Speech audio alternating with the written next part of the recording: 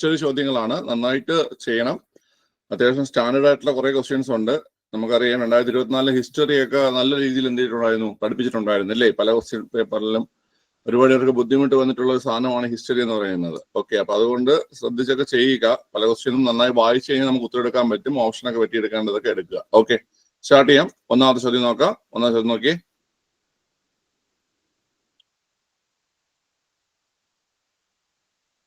താഴെ തന്നിരിക്കുന്ന പ്രസ്താവനകൾ ശരിയായത് ഏതെല്ലാം എന്നാണ് ചോദ്യം. കുളച്ചിൽ യുദ്ധം നടന്നത്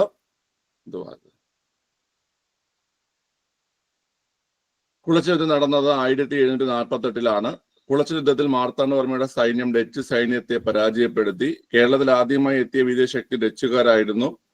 ഡച്ചു ഗവർണർ ആയിരുന്ന വാൻഡ്രീഡിന്റെ നേതൃത്വത്തിലാണ് ഹോർത്തൂസ് മലബാറിക്കസ് എന്ന ഗ്രന്ഥം പ്രസിദ്ധീകരിച്ചത്. ഓക്കെ, ഈസി ക്വസ്റ്റ്യൻ ആണ് വളരെ, അല്ലേ? നമുക്ക് ഇതെല്ലാം അറിയാവുന്ന പോയിന്റുകൾ തന്നെയാണ്. അപ്പൊ അത് വെച്ചിട്ട് നമ്മൾ നോക്കിയാൽ മതി. ഓക്കെ, ഒന്നാമത്തെ സ്റ്റേറ്റ്മെന്റ് അല്ലേ? ഒന്നാമത്തെ സ്റ്റേറ്റ്മെന്റ് എന്താ? കുളച്ചിൽ യുദ്ധം നടന്നത് 1748 അപ്പൊ അത് തെറ്റാണ് അല്ലേ? 1748 എന്നുള്ളത് തെറ്റാണ്. ഓക്കെ, എപ്പോഴാണ് കുളച്ചിൽ യുദ്ധം നടന്നത്? 1741 കുളച്ചിൽ യുദ്ധം നടന്നത് അല്ലെ? 1741 ഡേറ്റ് ചോദിക്കുകയാണെങ്കിൽ ഓഗസ്റ്റ് 10 നടന്നത് അല്ലെ? ഓഗസ്റ്റ് 10 നടന്നത്. ഓക്കെ, അപ്പൊ അത് തെറ്റാണ്. അപ്പൊ ഒന്നാമത് തെറ്റാണ്. അപ്പൊ നമുക്ക് ചോദിച്ചിട്ടുള്ളത് ശരിയായ പ്രസ്താവനകൾ ഏതെല്ലാം എന്നാണ് അല്ലെ? അപ്പൊ നമുക്ക് ഈ ഒന്നുള്ള ഓപ്ഷൻസ് ഒക്കെ നമുക്ക് എലിമിനേറ്റ് ചെയ്യാം അല്ലെ? അതായത് ഓപ്ഷൻ സി വെട്ടാം, അതുപോലെ തന്നെ ഓപ്ഷൻ എയും നമുക്ക് എന്ത് ചെയ്യാൻ പറ്റും, വെട്ടിക്കളയാൻ പറ്റും. ഓപ്ഷൻ എയും ഓപ്ഷൻ സിയും നമ്മൾ എന്ത് ചെയ്തു, വെട്ടിക്കളഞ്ഞു. ഓക്കെ, ഇനി അടുത്ത് നോക്കേണ്ടത് കുളച്ചിൽ യുദ്ധത്തിൽ മാർത്താണ്ഡവർമ്മയുടെ സൈന്യം ഡച്ച് സൈന്യത്തെ പരാജയപ്പെടുത്തി. ശരിയാണോ? ശരിയാണല്ലേ? കുളച്ചിൽ യുദ്ധത്തിൽ മാർത്താണ്ഡവർമ്മയുടെ സൈന്യം ഡച്ച് സൈന്യത്തെ എന്ത് ചെയ്തു, പരാജയപ്പെടുത്തി. അത് ശരിയാണ്. രണ്ടാമത്തെ സ്റ്റേറ്റ്മെന്റ് എന്താണ്? ശരിയാണ്. ഓക്കെ, അടുത്ത് കേരളത്തിൽ ആദ്യമായി എത്തിയ വിദേശശക്തി ഡച്ചുകാരായിരുന്നു. അത് ശരിയാണോ? അല്ല, കേരളത്തിൽ ആദ്യമായി എത്തിയ വിദേശശക്തി ഡച്ചുകാരല്ല. അത് ആരാണ്ട് ആദ്യമായി എത്തിയ വിദേശശക്തി? അത് പോർച്ചുഗീസുകാരാണ് അല്ലേ? പോർച്ചുഗീസുകാരാണ് ആദ്യമായിട്ട് കേരളത്തിൽ എത്തിയത് കേട്ടാ. ഓക്കെ, ഇനി അടുത്ത അപ്പം മൂന്നാമത്തെ സ്റ്റേറ്റ്മെന്റ് തെറ്റാണല്ലേ? മൂന്നാമത്തെ സ്റ്റേറ്റ്മെന്റ് തെറ്റാണ്. അപ്പൊ നമുക്ക് ഉത്തരം എടുക്കാൻ പറ്റും. കാരണം വെച്ച് കഴിഞ്ഞാൽ ഓപ്ഷൻ ഡി നോക്കി കഴിഞ്ഞാൽ ഓപ്ഷൻ ഡിയിൽ 3 ശരിയെന്ന് കൊടുത്തിട്ടുണ്ട്. അപ്പൊ എന്താണ് ഇവിടെ ആൻസർ? ഓപ്ഷൻ ബി ആണ്. ഓപ്ഷൻ ബി ആണ് ആൻസർ. നാലാം സ്റ്റേറ്റ്മെന്റ് നോക്കാം. ഡച്ച് ഗവർണർ ആയിരുന്ന വാൻഡ്രീഡിന്റെ നേതൃത്വത്തിലാണ് ഹോർത്തൂസ് മലബാറിക്കസ് എന്ന ഗ്രന്ഥം എന്ത് ചെയ്തത്, പ്രസിദ്ധീകരിച്ചത് അല്ലെ? അത് ശരിയായിട്ടുള്ള പ്രസ്താവനയാണ്. ഓക്കെ, അപ്പൊ ഇത് വലിയ കുഴപ്പമില്ല. ഓൾമോസ്റ്റ് എല്ലാവർക്കും എഴുതാൻ പറ്റുന്ന ക്വസ്റ്റ്യൻ ആണ്. ഓപ്ഷൻ ബി ആണ് അതിന്റെ ആൻസർ കേട്ടാ. ഓക്കെ, അടുത്ത ചോദ്യം. ഇന്ത്യൻ നാഷണൽ കോൺഗ്രസിന്റെ സമ്മേളനത്തിൽ അധ്യക്ഷത വഹിച്ച ഏക മലയാളി ചേറ്റൂർ ശങ്കരൻ നായരാണ്. ഇദ്ദേഹം ഏത് സമ്മേളനത്തിലാണ് അധ്യക്ഷത വഹിച്ചത് എന്നാണ് ചോദ്യം. സി ശങ്കരൻ നായർ അല്ലെങ്കിൽ ചേറ്റൂർ ശങ്കരൻ നായർ അധ്യക്ഷനായത് ഓപ്ഷൻ സി അമരാവതി സമ്മേളനത്തിലാണ് അല്ലെ? ഓപ്ഷൻ സി അമരാവതി സമ്മേളനത്തിലാണ് ചേറ്റൂർ ശങ്കരൻ നായർ എന്ത് ചെയ്തത്, അധ്യക്ഷനായത് അല്ലെ? അമരാവതി സമ്മേളനത്തിലാണ്. ഓക്കെ, ഈ അമരാവതി സമ്മേളനം ഏത് വർഷം എന്നറിയോ നിങ്ങൾക്ക്? 1897 അമരാവതി സമ്മേളനം. ഓക്കെ, 1897 അമരാവതി സമ്മേളനം. ഈ അമരാവതി സമ്മേളനം നടന്നത് ഏത് സംസ്ഥാനം എന്നറിയോ? അമരാവതി ഏത് സംസ്ഥാനം എന്നറിയോ?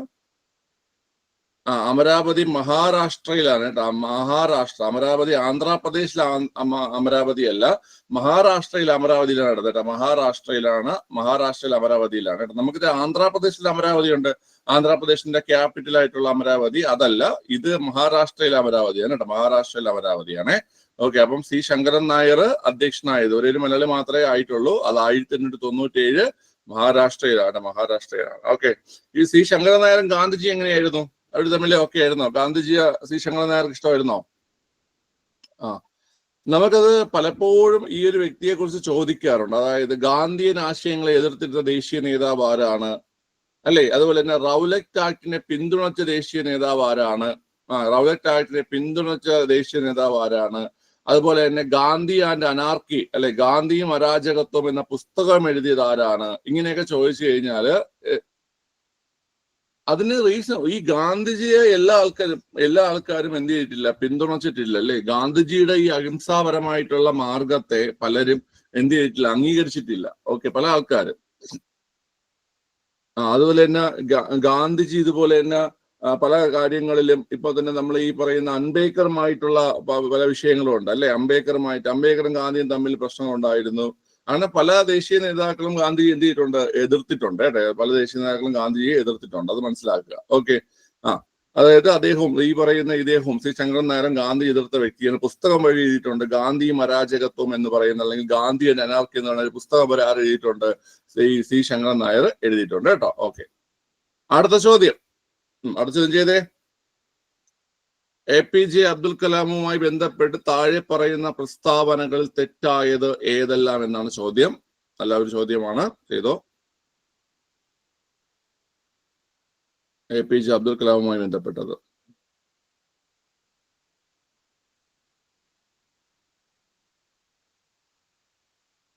ഓക്കെ, ചോദ്യം സ്റ്റേറ്റ്മെന്റ് നോക്കിക്കോ. എവിടെ യുവിന്റെ പെനല്ല. ഇവിടെ ഇദ്ദേഹം ഇന്ത്യയുടെ മിസൈൽ മാൻ എന്നറിയപ്പെട്ടു. ശരിയോ തെറ്റോ? ഇദ്ദേഹം ഇന്ത്യയുടെ മിസൈൽ മാൻ എന്നറിയപ്പെട്ടു. ശരിയാണല്ലേ? നമുക്ക് വേണ്ടത് തെറ്റായ പ്രസ്താവനയാണ്. അപ്പൊ ഒന്നാമത്തത് ശരിയായ പ്രസ്താവന ആയതുകൊണ്ട് തന്നെ ഓപ്ഷൻ എ നമുക്ക് വെട്ടിക്കളയാം. അതുപോലെ ഓപ്ഷൻ സിയും നമുക്ക് എന്ത് ചെയ്യാം, വെട്ടിക്കളയാം. തമിഴ്നാട്ടിലെ കുംഭകോണത്താണ് ഇദ്ദേഹം ജനിച്ചത്. ശരിയോ തെറ്റോ? ഇദ്ദേഹം കുംഭകോണത്തല്ല ജനിച്ചത്. ഇദ്ദേഹം ജനിച്ചത് രാമേശ്വരത്താണ്, അല്ലെ? ഇദ്ദേഹം ജനിച്ചത് രാമേശ്വരമാണ്. APJ അബ്ദുൽ കലാം ജനിച്ചത് എവിടെയെന്ന് കേട്ട് കഴിഞ്ഞാല് രാമേശ്വരത്താണ് ഇദ്ദേഹം ജനിച്ചത്. ഇദ്ദേഹം അഗ്നിസാക്ഷി എന്ന ഗ്രന്ഥം എഴുതി. ശരിയോ തെറ്റോ? അഗ്നിസാക്ഷി എന്ന ഗ്രന്ഥം എഴുതി. തെറ്റാണ്. അഗ്നിസാക്ഷി എന്ന ഗ്രന്ഥം എഴുതിയ ആരാണ്? അഗ്നിസാക്ഷി എന്ന ഗ്രന്ഥം എഴുതി, അല്ലെങ്കിൽ അഗ്നിസാക്ഷി എന്ന നോവൽ എഴുതിയ ആരാണ്? പിള്ളേരെ ലളിതാംബിക അന്തർജനമാണ്, അല്ലെ? ലളിതാംബിക അന്തർജനമാണ് അഗ്നിസാക്ഷി എന്ന നോവൽ എഴുതിയത്. ഇദ്ദേഹം എഴുതിയത് അഗ്നിച്ചിറകുകൾ എന്ന കൃതിയാണ്. ഇദ്ദേഹത്തിന്റെ ആത്മകഥ വിങ്സ് ഓഫ് ഫയർ, അല്ലെ? അഗ്നിച്ചിറകുകൾ അല്ലെങ്കിൽ വിങ്സ് ഓഫ് ഫയർ എന്ന ആത്മകഥയാണ് APJ അബ്ദുൽ കലാമിൻ്റെത്. ഓക്കെ, അപ്പം 2ഉം 3ഉം തെറ്റാണ്. ഓക്കെ, ഇനി അടുത്ത, ഇദ്ദേഹം ഇന്ത്യയുടെ 11ാമത്തെ രാഷ്ട്രപതിയായിരുന്നു. ഇദ്ദേഹം ഇന്ത്യയുടെ 11ാമത്തെ രാഷ്ട്രപതിയായിരുന്നു. അതും ശരിയാണ്. 2002 മുതൽ 2007 വരെ ഇദ്ദേഹം ഇന്ത്യയുടെ 11ാമത്തെ രാഷ്ട്രപതിയായിരുന്നു. അതും ശരിയാണ്. ഓക്കെ, അപ്പൊ നമുക്ക് വേണ്ടത് തെറ്റായ പ്രസ്താവനകളാണ് വേണ്ടത്. ഓക്കെ, അപ്പൊ ഇവിടെ നോക്കുമ്പോൾ ഓപ്ഷൻ ബി ആണ്. 2ഉം 3ഉമാണ് തെറ്റായിട്ടുള്ള പ്രസ്താവന. ഓക്കെ, അപ്പൊ അഗ്നിസാക്ഷി മറക്കണ്ട. അഗ്നിസാക്ഷി ലളിതാംബിക അന്തർജനത്തിന്റെ നോവലാണ്. അതിന് 1977 എന്ത് കിട്ടി? 1977 ആദ്യത്തെ വയലാർ അവാർഡ് ലഭിച്ച നോവലാണ് ഏത് പിള്ളേരെ? അഗ്നിസാക്ഷി എന്ന് പറയുന്നത്. 1977 ആദ്യത്തെ വയലാർ അവാർഡ് ലഭിച്ച നോവലാണ് അഗ്നിസാക്ഷി. വിങ്സ് ഓഫ് ഫയർ അല്ലെങ്കിൽ അഗ്നിച്ചിറകുകൾ എന്നതാണ് APJ അബ്ദുൽ കലാമിന്റെ ആത്മകഥ എന്ന് മനസ്സിലാക്കുക. ഓക്കെ, അടുത്ത, നാട്ടുരാജ്യങ്ങളുടെ സംയോജനത്തിൽ സർദാർ വല്ലഭായ് പട്ടേലിനെ സഹായിച്ചതാര്? ഈസി ക്വസ്റ്റ്യൻ ആണ്. VP മേനോൻ ഭയങ്കര ഇമ്പോർട്ടന്റ് ആണ്. VP മേനോൻ ഭയങ്കര ഇമ്പോർട്ടന്റ് ആണ്. നമുക്ക് ഒട്ടുമിക്ക എല്ലാ പരീക്ഷകൾക്കും VP മേനോനായിട്ട് ബന്ധപ്പെട്ടുള്ള ചോദ്യങ്ങൾ ചോദിക്കാറുണ്ട്. നാട്ടുരാജ്യങ്ങളുടെ സമ്മേളനത്തിൽ സർദാർ വല്ലഭായ് പട്ടേലിനെ സഹായിച്ചത് ആര് എന്ന് കേട്ട് കഴിഞ്ഞാൽ VP മേനോൻ ആണ്. VP മേനോൻ. ഓക്കെ, ലെഫ്റ്റ് ആയിട്ട് വാ. ഫ്രഞ്ച് വിപ്ലവത്തിന്റെ പ്രവാചകൻ ആരെന്നാണ് ചോദ്യം. ഫ്രഞ്ച് വിപ്ലവത്തിന്റെ പ്രവാചകൻ നമുക്കറിയാം റൂസോയാണ്. ഫ്രഞ്ച് വിപ്ലവത്തിന്റെ പ്രവാചകൻ റൂസോയാണ്, അല്ലെ? ഇവിടെ റൂസോയാണ് ഫ്രഞ്ച് വിപ്ലവത്തിന്റെ പ്രവാചകൻ എന്നറിയപ്പെടുന്നത്, അല്ലേ? ഓക്കെ, റഷ്യൻ വിപ്ലവത്തിന്റെ പ്രവാചകൻ ആരാ? റഷ്യൻ വിപ്ലവത്തിന്റെ പ്രവാചകൻ ആരാണ്? റഷ്യൻ വിപ്ലവത്തിന്റെ പ്രവാചകൻ എന്ന് ചോദിച്ചാൽ ലിയോ ടോൾസ്റ്റോയി ആണ്. അതൊരു പ്രീവിയസ് ക്വസ്റ്റ്യൻ ആണ് കേട്ടോ. റഷ്യൻ വിപ്ലവത്തിന്റെ പ്രവാചകൻ ലിയോ ടോൾസ്റ്റോയി ആണ് റഷ്യൻ വിപ്ലവത്തിന്റെ പ്രവാചകൻ. ഇന്ത്യൻ ദേശീയതയുടെ പ്രവാചകൻ ആരാ? ഇന്ത്യൻ ദേശീയതയുടെ പ്രവാചകൻ ആരാണ്? ഇന്ത്യൻ ദേശീയതയുടെ പ്രവാചകൻ. ചോദ്യം ശ്രദ്ധിച്ച് കേട്ടിട്ട് മറുപടി പറ. ഇന്ത്യൻ ദേശീയതയുടെ പ്രവാചകൻ രാജാറാം മോഹൻ റോയ് ആണ്. കേട്ടോ. ഇന്ത്യൻ ദേശീയതയുടെ പ്രവാചകൻ രാജാറാം മോഹൻ റോയ് ആണ്. ഇന്ത്യൻ ദേശീയതയുടെ പിതാവ് എന്ന് ചോദിച്ചാലാണ്, ചോദിച്ചു കഴിഞ്ഞാലാണ് സുരേന്ദ്രനാഥ് ബാനർജി വരുന്നത്. ഇന്ത്യൻ ദേശീയതയുടെ പ്രവാചകൻ എന്ന് ചോദിച്ചു കഴിഞ്ഞാൽ രാജാറാം മോഹൻ റോയും, ഇന്ത്യൻ ദേശീയതയുടെ പിതാവ് എന്ന് ചോദിച്ചു കഴിഞ്ഞാൽ അത് സുരേന്ദ്രനാഥ് ബാനർജിയുമാണ്. മനസ്സിലായോ? പാകിസ്ഥാന്റെ പ്രവാചകൻ എന്നറിയപ്പെടുന്ന ആരെയാണ്? പാകിസ്ഥാന്റെ പ്രവാചകൻ എന്നറിയപ്പെടുന്നത് ആരാണ്? അത് മുഹമ്മദ് ഇക്ബാൽ ആണ്. മുഹമ്മദ് ഇക്ബാൽ ആണ് പാകിസ്ഥാന്റെ പ്രവാചകൻ. മുഹമ്മദ് അലി ജിന്ന എന്താ? മുഹമ്മദ് അലി ജിന്ന പാകിസ്ഥാന്റെ രാഷ്ട്രപിതാവാണ്. ജിന്ന രാഷ്ട്രപിതാവാണ്. ഓക്കെ, രാഷ്ട്രപിതാവാണ്. ഇദ്ദേഹമാണ് മുഹമ്മദ് ഇക്ബാൽ ആണ്. മുഹമ്മദ് ഇക്ബാൽ ആണ് ഈ പറയുന്ന പ്രവാചകൻ, പാകിസ്ഥാന്റെ പ്രവാചകൻ. പാകിസ്ഥാന്റെ പ്രവാചകൻ, അത് ഓർത്തിരിക്കുക. ഫ്രഞ്ച് വിപ്ലവത്തിന്റെ പ്രവാചകൻ റൂസോയാണ്. റഷ്യൻ വിപ്ലവത്തിന്റെ പ്രവാചകൻ ആരാണ്ടാവോ? ഇദ്ദേഹമാണ്. ഇതിന്റെ പേര് ലിയോ ടോൾസ്റ്റോയാണ്. അതുപോലെ തന്നെ ഇന്ത്യൻ ദേശീയതയുടെ പ്രവാചകൻ ആരാ പിള്ളേരെ? ദേശീയതയുടെ പ്രവാചകൻ എന്ന് ചോദിച്ചാൽ രാജാറാം മോഹൻ റോയും, ദേശീയതയുടെ പിതാവ് എന്ന് ചോദിക്കുകയാണെങ്കിൽ അത് സുരേന്ദ്രനാഥ് ബാനർജിയും, അതുപോലെ തന്നെ പാകിസ്ഥാന്റെ പ്രവാചകൻ എന്ന് ചോദിക്കുകയാണെങ്കിൽ മുഹമ്മദ് ഇക്ബാലുമാണ്. അല്ലാമ മുഹമ്മദ് ഇക്ബാൽ. ആ പേര് നിങ്ങൾ കേട്ടിട്ടുണ്ടോ? സാരേ ജിഹാം സേ അച്ഛാ ഹിന്ദുസ്ഥാൻ ഹമാര എന്ന ദേശഭക്തി ഗാനം കേട്ടിട്ടുണ്ടോ നിങ്ങൾ? സാരേ ജിഹാം സേ അച്ഛാ ഹിന്ദുസ്ഥാൻ ഹമാര എന്ന ദേശഭക്തി ഗാനം, ആ ഉറുദു ദേശഭക്തി ഗാനം എഴുതിയത് മുഹമ്മദ് ഇക്ബാൽ ആണ്. മുഹമ്മദ് ഇക്ബാൽ ആണ്. പാകിസ്ഥാന്റെ ദേശീയ കവിയും അദ്ദേഹമാണ്. പാകിസ്ഥാന്റെ ദേശീയ കവിയും ആരാണ്? മുഹമ്മദ് ഇക്ബാൽ ആണ് കേട്ടോ. ശരി, കേരളത്തിലെ ഇപ്പോഴത്തെ റവന്യൂ വകുപ്പ് മന്ത്രി ആര്? ഇപ്പോഴത്തെ റവന്യൂ വകുപ്പ് മന്ത്രി അഡ്വക്കേറ്റ് കെ രാജനാണ്. റവന്യൂ വകുപ്പ് മന്ത്രി. ഓക്കെ, ബാക്കിയുള്ള ആൾക്കാർക്ക് അറിയാം. കെ രാധാകൃഷ്ണൻ മന്ത്രിയാണോ? കെ രാധാകൃഷ്ണൻ മന്ത്രിയല്ല. കെ രാധാകൃഷ്ണൻ ഇപ്പൊ എന്താണ്ടാ? കെ രാധാകൃഷ്ണൻ ഇപ്പൊ മെമ്പർ ഓഫ് പാർലമെന്റ് ആണ് അല്ലെ? ഓക്കെ, ഏത് മണ്ഡലം? ചേലക്കര അല്ലെ? ചേലക്കര മണ്ഡലത്തിൽ നിന്ന് വിജയിച്ചു എന്ത് ചെയ്തു? ഇപ്പൊ ലോകസഭ അംഗമാണ്. ഓക്കെ, അടുത്ത കെ കൃഷ്ണൻകുട്ടി മന്ത്രിയാണോ? കെ കൃഷ്ണൻകുട്ടി ഏത് വകുപ്പാ? വൈദ്യുതി വകുപ്പാണല്ലേ? വൈദ്യുതി വകുപ്പ് മന്ത്രിയാണ്. ആര്? കെ കൃഷ്ണൻകുട്ടി വൈദ്യുതി വകുപ്പ് മന്ത്രിയാണ്. ഓക്കെ, അടുത്ത ബാലഗോപാൽ, കെ എൻ ബാലഗോപാൽ ധനകാര്യ വകുപ്പ് മന്ത്രിയാണല്ലേ? ആര്? കെ എൻ ബാലഗോപാൽ അല്ലെ? ധനകാര്യ വകുപ്പ് മന്ത്രിയാണ് ആര്? K N Balagopal. ഓക്കെ, മന്ത്രിമാരൊക്കെ നോക്കി വെച്ചോ. അടുത്ത ചോദ്യം, താഴെ പറയുന്നവരിൽ ആരാണ് കേരള ദേശീയ പ്രസ്ഥാനത്തിന്റെ ഭാഗമല്ലാതിരുന്നത്? ആര് എന്നാണ് ചോദ്യം പിള്ളേരെ.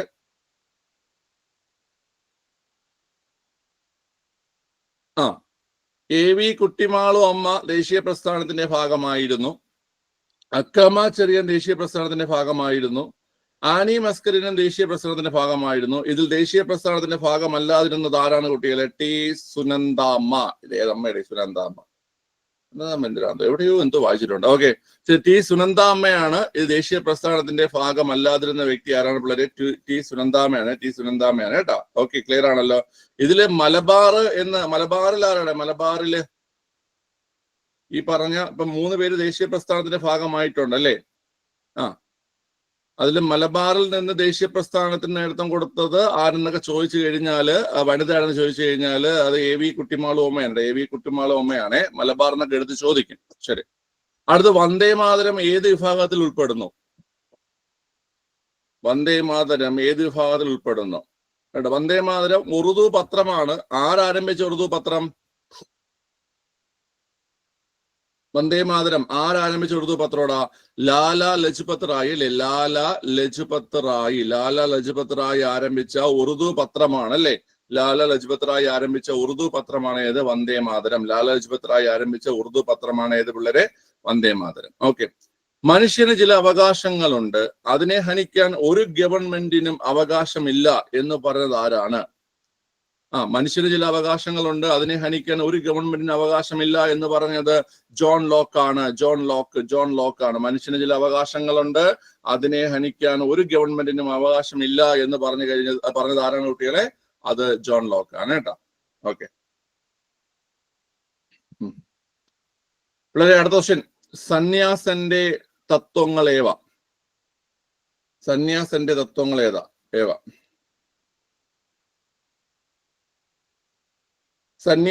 തത്വങ്ങളിൽ പിള്ളേരെ ദേശീയതയുണ്ടോ? ദേശീയത ഉണ്ട്. ജനാധിപത്യമുണ്ടോ? ജനാധിപത്യമുണ്ട്. സോഷ്യലിസം ഉണ്ടോ? സോഷ്യലിസം ഉണ്ട്. സ്വാതന്ത്ര്യത്തെ കുറിച്ച് പറയുന്നുണ്ടോ? ഇല്ല. ഓക്കെ, സ്വാതന്ത്ര്യത്തെ പറയുന്നില്ല. ശരി, അപ്പൊ 1, 2, 3 ആണ്. 1, 2, 3 പറയുമ്പോൾ ഓപ്ഷൻ സി ആണ്. ഓപ്ഷൻ സി 1, 2, 3 ഇതാണ് ആൻസർ. ഓപ്ഷൻ സി ആണ് ആൻസർ കേട്ടോ. ഞാൻ നിങ്ങൾക്ക് ഇതിനൊരു കോഡ് പറഞ്ഞിട്ടുണ്ട്. നമ്മൾ തന്നെ ജെസോദെ എന്ന് ഓർത്ത് വെച്ചിരുന്ന കേട്ടോ. ജെസോദെ എന്ന് ഓർത്ത് വെച്ചിരുന്ന കേട്ടോ. ജെസോദെ മറ്റേ ജഗതി, മറ്റേ മേലെപ്പറമ്പിൽ ആൺവീട്ടിലെ മേലെപ്പറമ്പ് ആൺവീട്ടിലെ ജഗതി മറ്റേ കുളിക്കാൻ വേണ്ടി ചാടുന്ന സമയത്ത് യശോദേ എന്ന് പറഞ്ഞല്ലേ ചാടുന്നത്. അതിനെ നിങ്ങൾ മാറ്റിയിട്ട് ജെസോദെ എന്ന് ഓർത്ത് വെച്ചിരുന്നാൽ മതി കേട്ടോ. അപ്പം ജനാധിപത്യം, സോഷ്യലിസം, ദേശീയത കേട്ടോ. ജനാധിപത്യം, സോഷ്യലിസം, ദേശീയത. ഓക്കെ, ഇതിങ്ങനെ ഈ ഒരു രീതിയിൽ ചോദിക്കും കേട്ടോ. അപ്പൊ നമുക്ക് ഇതിപ്പം ഈ ഓപ്ഷനിൽ ഇവയെല്ലാം എന്നില്ലാത്തതുകൊണ്ട് വലിയ പ്രശ്നമില്ല കേട്ടോ. ഒന്ന് മാത്രം, ഒന്നും രണ്ടും മാത്രം, പിന്നെ ഒന്നും രണ്ടും മൂന്നും മാത്രം, അല്ലെങ്കിൽ ഇവയെല്ലാം എന്നൊക്കെ നമുക്ക് സ്വാതന്ത്ര്യം കൂടെ തോന്നും. കാരണം ദേശീയത, ജനാധിപത്യം, സോഷ്യലിസം, സ്വാതന്ത്ര്യം എന്നൊക്കെ വായിക്കുമ്പോൾ നമുക്ക് നല്ലൊരു സുഖമുള്ള ഒരു കാര്യമല്ലേ. അത് നമുക്ക് അങ്ങനെ തോന്നും. അപ്പൊ അതൊന്ന് ഓർത്ത് വെച്ചു, ജെസോദെന്ന് ഓർത്ത് വെച്ചിരുന്നത് കേട്ടോ. അടുത്ത ചോദ്യം, UN ഇപ്പോൾ എത്ര അംഗങ്ങളാണ് ഉള്ളത്? UN ഇപ്പോൾ എത്ര അംഗങ്ങളാണ് ഉള്ളത്? UN 193 അംഗങ്ങളാണുള്ളത് അല്ലേ? UN 193 അംഗങ്ങളാണുള്ളത്. 193ാമത്തെ അംഗം ഏതെന്നറിയോടാ? 193ാമത്തെ അംഗമാണ് സൗത്ത് സുഡാൻ കേട്ടോ. സൗത്ത് സുഡാനാണ് 193ാമത്തെ അംഗം. സൗത്ത് സുഡാനാണ്. ഓക്കെ, 2011 ജൂലൈ മാസം 14 ഈ ഡേറ്റ് ഒക്കെ ചോദിച്ചിട്ടുണ്ട് കേട്ടോ. 2011 ജൂലൈ മാസം 14 സൗത്ത് സുഡാൻ എന്ത് ചെയ്തത്? ഇതിൽ അംഗമായത്. ഓക്കെ, സൗത്ത് സുഡാൻ ഇതിൽ അംഗമായത് 2011 ജൂലൈ 14. ഓക്കെ, ക്ലിയർ ആണല്ലോ. അത് ഓർത്ത് വെച്ചോണം. 192ാമത്തെ രാജ്യം എന്നറിയോ? 192 ആർക്ക് പറയാം? 192 192 മോണ്ടിനിഗ്രോയാണ് കേട്ടോ. മോണ്ടിനിഗ്രോയാണ് 192ാമത്തെ രാജ്യം. 191ാമത്തെ രാജ്യം എന്നറിയോ? 191ാമത്തെ രാജ്യം 191ാമത്തെ രാജ്യം ഏതെന്നറിയോ? കിഴക്കൻ തിമൂറാണ് കേട്ടോ. കിഴക്കൻ തിമൂറാണ് 191ാമത്തെ രാജ്യം. കിഴക്കൻ തിമൂറാണ്. 190ാമത്തെ രാജ്യം പറടാ. 190ാമത്തെ രാജ്യം പറ. 190ാമത്തെ രാജ്യം ആർക്ക് പറയാം? 190ാമത്തെ രാജ്യം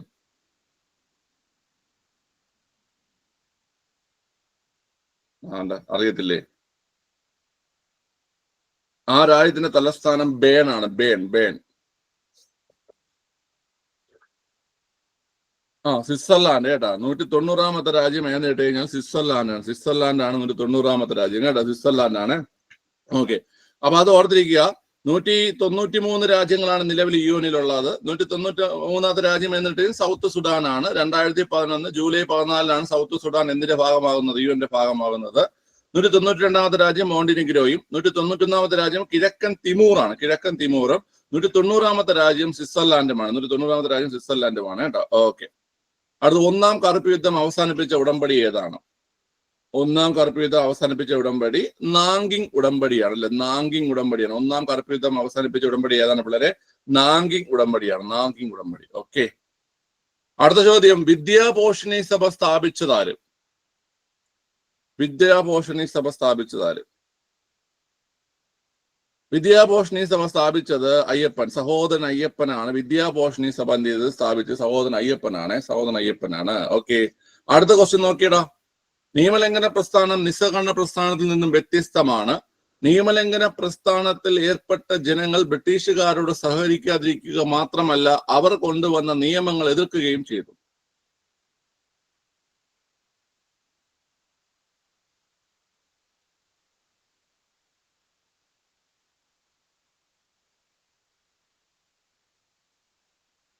നിയമലംഘന പ്രസ്ഥാനം നിസ്സഹകരണ പ്രസ്ഥാനത്തിൽ നിന്ന് വ്യത്യസ്തമാണ്. നിയമലംഘന പ്രസ്ഥാനത്തിൽ ഏർപ്പെട്ട ജനങ്ങൾ ബ്രിട്ടീഷുകാരോട് സഹകരിക്കാതിരിക്കുക മാത്രമല്ല, അവർ കൊണ്ടുവന്ന നിയമങ്ങൾ എതിർക്കുകയും ചെയ്തു. ഓക്കെ, നിയമലംഘന പ്രസ്ഥാനം നിസ്സഹകരണ പ്രസ്ഥാനത്തിന് വ്യത്യസ്തമാണോ? ഒന്നാമത്തെ സ്റ്റേറ്റ്മെന്റ് വ്യത്യസ്തമാണ്. ഓക്കെ, നിയമലംഘന പ്രസ്ഥാനത്തിൽ ഏർപ്പെട്ട ജനങ്ങൾ ബ്രിട്ടീഷുകാരോട് സഹകരിക്കാതിരുന്നോ?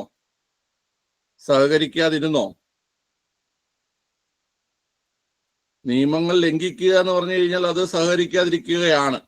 മനസ്സിലായ?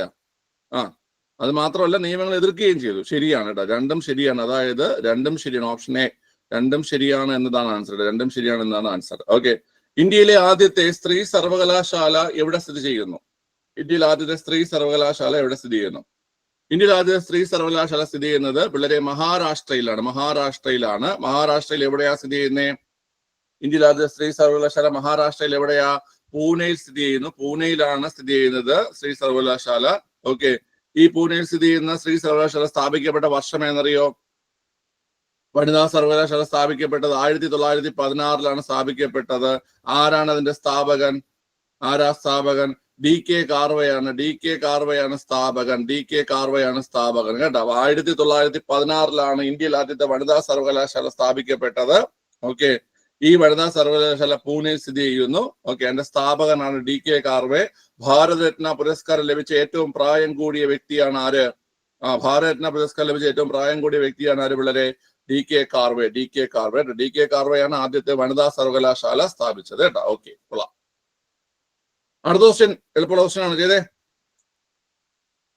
സ്വരാജ് പാർട്ടി സ്ഥാപിച്ചത് ആരാണ്? സ്വരാജ് പാർട്ടി സ്ഥാപിച്ചത് ആരാണ്? സ്വരാജ് പാർട്ടി സ്ഥാപിച്ചത് CR ദാസും മോത്തിലാൽ നെഹ്റുവുമാണ് അല്ലെ. CR ദാസും മോത്തിലാൽ നെഹ്റുവും ചേർന്നിട്ടാണ് സ്വരാജ് പാർട്ടി സ്ഥാപിച്ചത്. ഓക്കെ, ഇംഗ്ലണ്ടിലെ രാജാവായ ജെയിംസ് രണ്ടാമൻ ഫ്രാൻസിലേക്ക് പലായനം ചെയ്തു. വില്യവും മേരിയും അധികാരത്തിൽ വന്നു. ഏത് സംഭവമായാണ് ഇവ ബന്ധപ്പെട്ടിരിക്കുന്നത്? എന്താ പറയേ?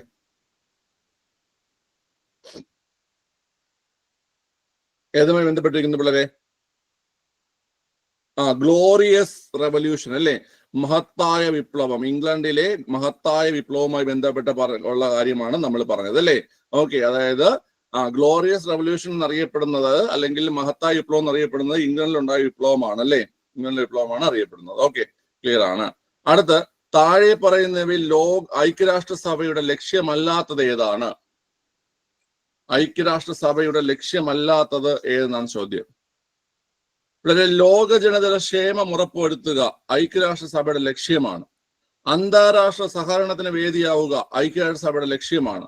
അന്താരാഷ്ട്ര സമാധാനവും സുരക്ഷയും കാത്തു സൂക്ഷിക്കുക ഐക്യരാഷ്ട്രസഭയുടെ ലക്ഷ്യമാണ്. അന്താരാഷ്ട്ര വ്യാപാരം നിയന്ത്രിക്കുന്നത് ആരാണ് പിള്ളേർ? അന്താരാഷ്ട്ര വ്യാപാരം നിയന്ത്രിക്കുന്നത് ആരാണ്?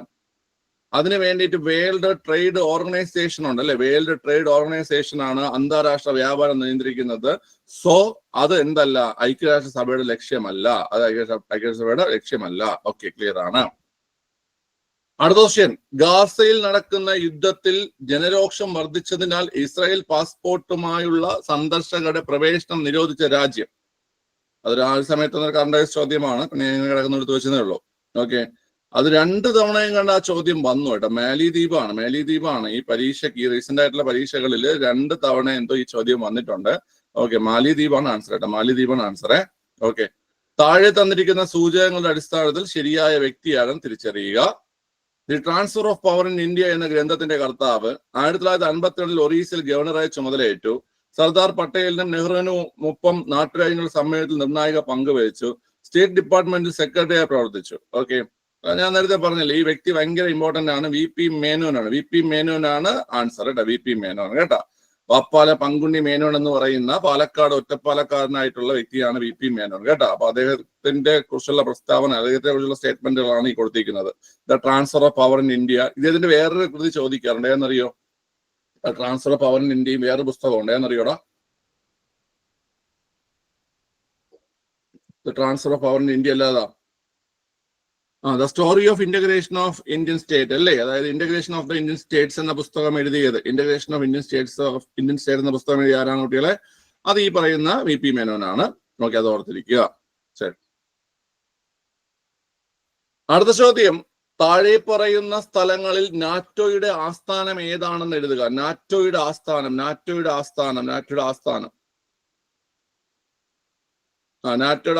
ഏതാ പിള്ളേരെ?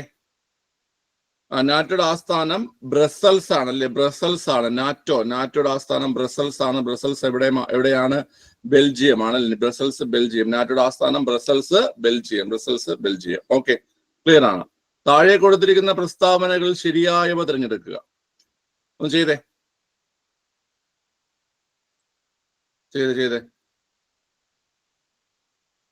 സമത്വ സമാജം അയ്യങ്കാളി തെറ്റാണ്. സമത്വ സമാജം സ്ഥാപിച്ചത് ആരാണ് പിള്ളേരെ?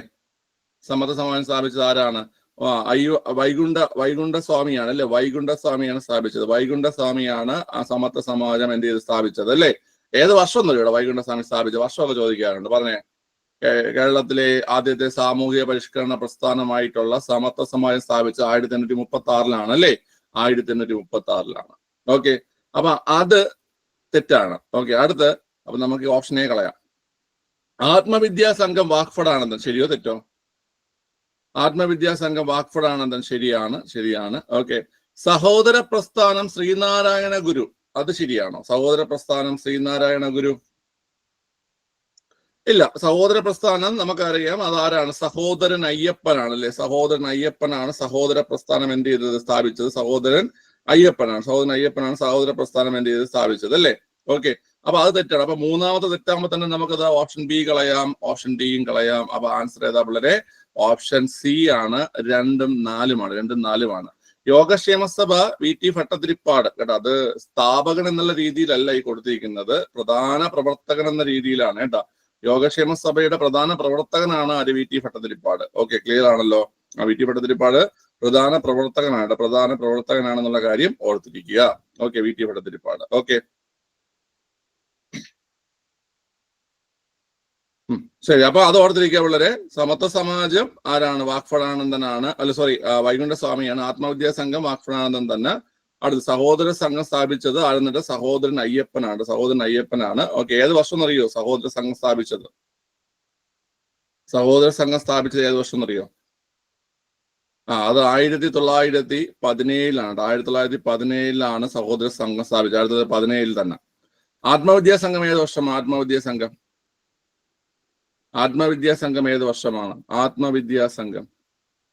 ആത്മവിദ്യാസംഘവും 1917 തന്നെയാണ്. ആത്മവിദ്യാസംഘവും ഏത് വർഷമാണ് പിള്ളേർ? 1917 തന്നെയാണ് സ്ഥാപിച്ചത്. വാക്ഫടാനന്ദൻ കേട്ടോ. വാക്ഫടാനന്ദൻ 1917 ഈ ആത്മവിദ്യാസംഘം സ്ഥാപിച്ചത്. സഹോദര സംഘവും 1917. യോഗക്ഷേമ സഭ ഏത് വർഷം അറിയോ? യോഗക്ഷേമ സഭ 1908 കേട്ടോ. യോഗക്ഷേമ സഭ 1908 കേട്ടോ. 1908 യോഗക്ഷേമ സഭ. Okay, next.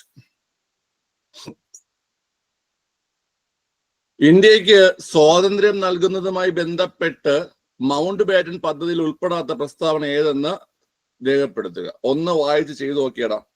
നല്ലൊരു ക്വസ്റ്റ്യൻ ആണ്. വായിക്കാൻ പറ്റുന്നുണ്ടല്ലോ? പറ്റും.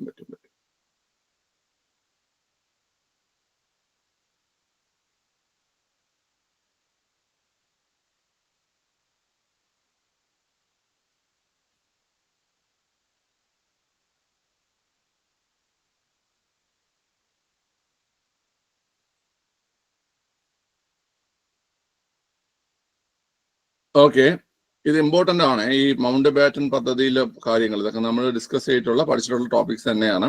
ഓക്കെ, ഒന്നാമത്തെ പ്രസ്താവന നോക്കാം. നമുക്ക് ഉൾപ്പെടാത്ത പ്രസ്താവനയാണ് വേണ്ടത് കേട്ടോ. ഈ മൗണ്ട് ബാറ്റൻ പദ്ധതിയിൽ ഉൾപ്പെടാത്തതാണ് വേണ്ടത്. ഏതൊക്കെ പ്രദേശങ്ങൾ പാകിസ്ഥാനിൽ ചേർക്കണമെന്ന് ബ്രിട്ടീഷ് പ്രധാനമന്ത്രി നിർദ്ദേശിക്കുന്നതാണ്, ശരിയോ തെറ്റോ? ഏതൊക്കെ പ്രദേശങ്ങൾ പാകിസ്ഥാനിൽ ചേർക്കണമെന്ന് ബ്രിട്ടീഷ് പ്രധാനമന്ത്രി നിർദ്ദേശിക്കുന്നതാണ്, അത് തെറ്റാണ് അല്ലെ? അത് തെറ്റാണ്. ഓക്കെ, ഒന്നാമത്തത് തെറ്റാണ്. ബംഗാളിലെയും പഞ്ചാബിലെയും ഹിന്ദു മുസ്ലിം സംസ്ഥാനങ്ങളുടെ അതിർത്തി നിർണ്ണയിക്കുന്നതിന് ഒരു അതിർത്തി നിർണ്ണയ കമ്മീഷനെ നിയമിക്കുന്നതാണ്, ശരിയാണ്. പഞ്ചാബും ബംഗാളും 2ആയി വിഭജിക്കുന്നതാണ്, അതും ശരിയാണ്. മുസ്ലിങ്ങൾക്ക് ഭൂരിപക്ഷമുള്ള പ്രദേശത്ത് അവർ ആഗ്രഹിക്കുകയാണെങ്കിൽ ഒരു പ്രത്യേക രാജ്യം അനുവദിക്കാവുന്നതാണ്, അതും ശരിയാണ്. മനസ്സിലായ?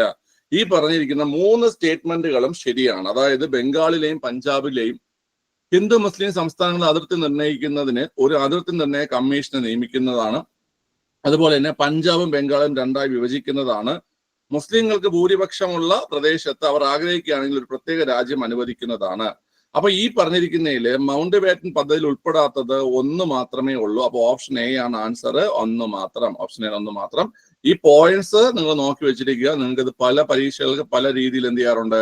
ചോദിക്കാറുണ്ട് കേട്ടോ. അടുത്ത്, ഫ്രഞ്ച് വിപ്ലവവുമായി ബന്ധപ്പെട്ട ശരിയായ ഉത്തരം തിരഞ്ഞെടുത്ത് എഴുതുക. ഫ്രഞ്ച് വിപ്ലവം. ഞാനാണ് രാഷ്ട്രം ലൂയി 11, ശരിയോ തെറ്റോ? ഞാനാണ് രാഷ്ട്രം ലൂയി 11, ശരിയോ തെറ്റോ? തെറ്റാണ്. ഞാനാണ് രാഷ്ട്രം എന്ന് പറഞ്ഞത് ആരാ പിള്ളരെ? ലൂയി 14 അല്ലെ? ലൂയി 14 ഞാനാണ് രാഷ്ട്രം എന്ന് പറഞ്ഞത് ആരാണ്? ലൂയി 14 പറഞ്ഞത് അല്ലേ? ഓക്കെ, അപ്പൊ അത് തെറ്റാണ്. നമുക്ക് ശരിയായതാണ് വേണ്ടത്. അപ്പം എ വെട്ടാം, സിയും വെട്ടാം. ഓക്കെ, അടുത്ത എനിക്ക് ശേഷം പ്രളയം ലൂയി 15 ആമാൻ. എനിക്ക് ശേഷം പ്രളയം ലൂയി 15. ശരിയാണല്ലോ, ഞാൻ പറഞ്ഞിട്ടുണ്ട് പ്രളയം വന്ന് എല്ലാം പതിച്ചു പോകും, പ്രളയം എല്ലാം പതിച്ചു പോകും. ഓക്കെ, അപ്പൊ 15 എനിക്ക് ശേഷം പ്രളയം എന്ന് പറഞ്ഞത് ലൂയി 15. പ്രളയം വന്നെല്ലാം പതിച്ചു പോകും എന്ന് ഓർത്ത് വെച്ചാൽ മതി. ഓക്കെ, അപ്പൊ രണ്ടാമത്തെ ശരിയാണ്. അപ്പൊ രണ്ടാമത്തെ ശരിയാകുമ്പോൾ ഓപ്ഷൻ ഡി നമുക്ക് വെട്ടിക്കളയാം, കാരണം 3 മാത്രം ശരിയെന്നാ കൊടുത്തിട്ടുള്ള. അപ്പൊ ഓപ്ഷൻ ബി ആണ് ആൻസർ. അടുത്ത നിങ്ങൾക്ക് റൊട്ടി ഇല്ലെങ്കിൽ എന്താ കേക്ക് കഴിച്ചുകൂടെ എന്ന് പറഞ്ഞത് ആരാണ്? മേരി അന്റോനെറ്റ് ആണ് അല്ലെ? മേരി അന്റോനെറ്റ് ആണ് അല്ലെ? എന്നിട്ട് ഈ അമ്മച്ചിക്ക് എന്ത് പറ്റി? ഇവരുടെ സ്വാഭാവിക മരണമാണോ? വയസ്സായാണോ മരിച്ചത്? ഇവര് ഗില്ലറ്റിന് ഉപയോഗിച്ച് കൊലപ്പെടുത്തി അല്ലേ? ഗില്ലറ്റിന് എന്ത് ചെയ്തു? തട്ടി. ഓക്കെ. അടുത്ത ചോദ്യം, താഴെ കൊടുത്തിരിക്കുന്നവയിൽ ശരിയായ കാലഗണനാക്രമം ഏതും? ശരിയായ കാലഗണനാക്രമം ഒന്ന് കണ്ടെത്തിയേ.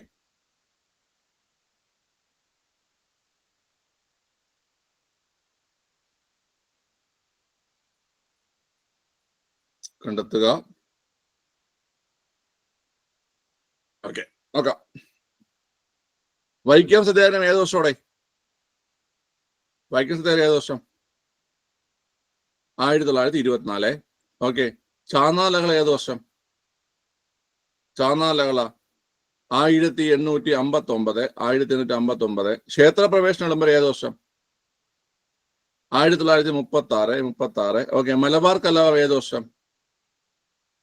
1921. ഓക്കെ. അപ്പൊ ഇതിൽ നമുക്ക് കാലഘടന ക്രമത്തിൽ ആദ്യം വരുന്നത് ഏന്ന് കേട്ട് കഴിഞ്ഞാല് ഏത് വരും പിള്ളേരെ? നമ്മുടെ ചാന്നാലഹള ആദ്യം വരും. ചാന്നാലഹള ആദ്യം വരും. അതിനുശേഷം ഏത് വരും? മലബാർ കലാപം വരും. അതിനുശേഷം വൈക്കം സത്യാഗ്രഹം വരും. അതിനുശേഷം ക്ഷേത്രപ്രവേശന വിളംബരം വരും. ഓക്കെ, ക്ലിയർ ആണല്ലോ. അപ്പൊ നമുക്ക് ഇതാണ് ഓപ്ഷൻ ബി ആണ് ആൻസർ. 2, 4, 1, 3 അല്ലെ? 2, 4, 1, 3. ഓക്കെ. അടുത്ത താഴെ കൊടുത്തിരിക്കുന്ന പ്രസ്താവനകൾ പരിശോധിച്ച് ശരിയായവ കണ്ടെത്തുക. ഒന്ന് ശരിയായവ കണ്ടെത്തുകടാ. കണ്ടത്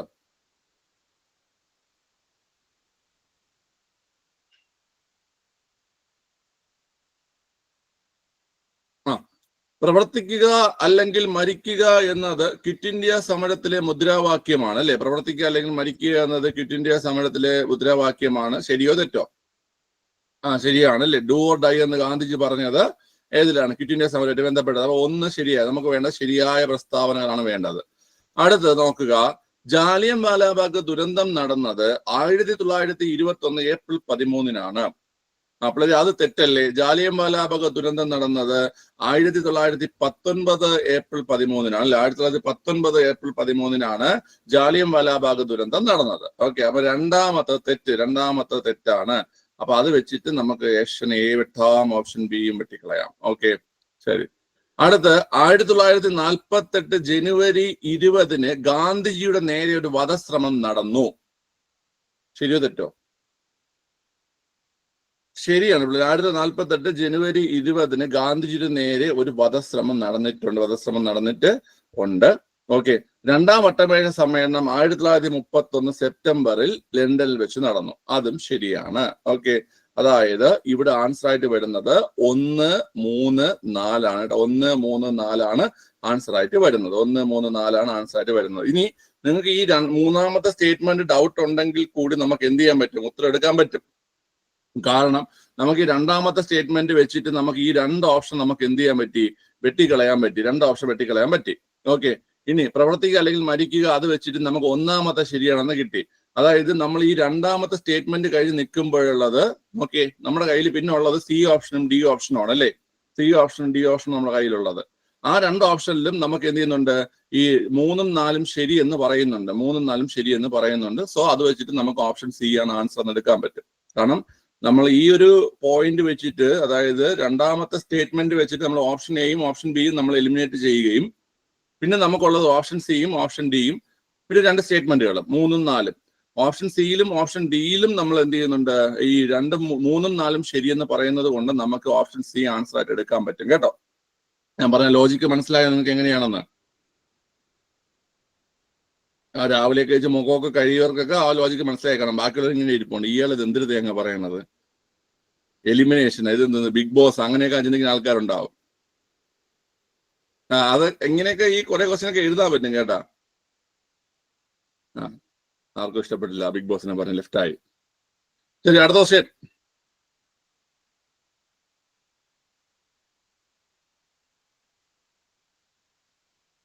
താഴെ കൊടുത്ത പ്രസ്താവനകളിൽ നോർത്ത് അറ്റ്ലാന്റിക് ട്രീറ്റി ഓർഗനൈസേഷൻ നാറ്റോയുമായി ബന്ധമില്ലാത്തത് ഏത് എന്നാണ് ചോദ്യം. നാറ്റോയുമായി ബന്ധമില്ലാത്തത്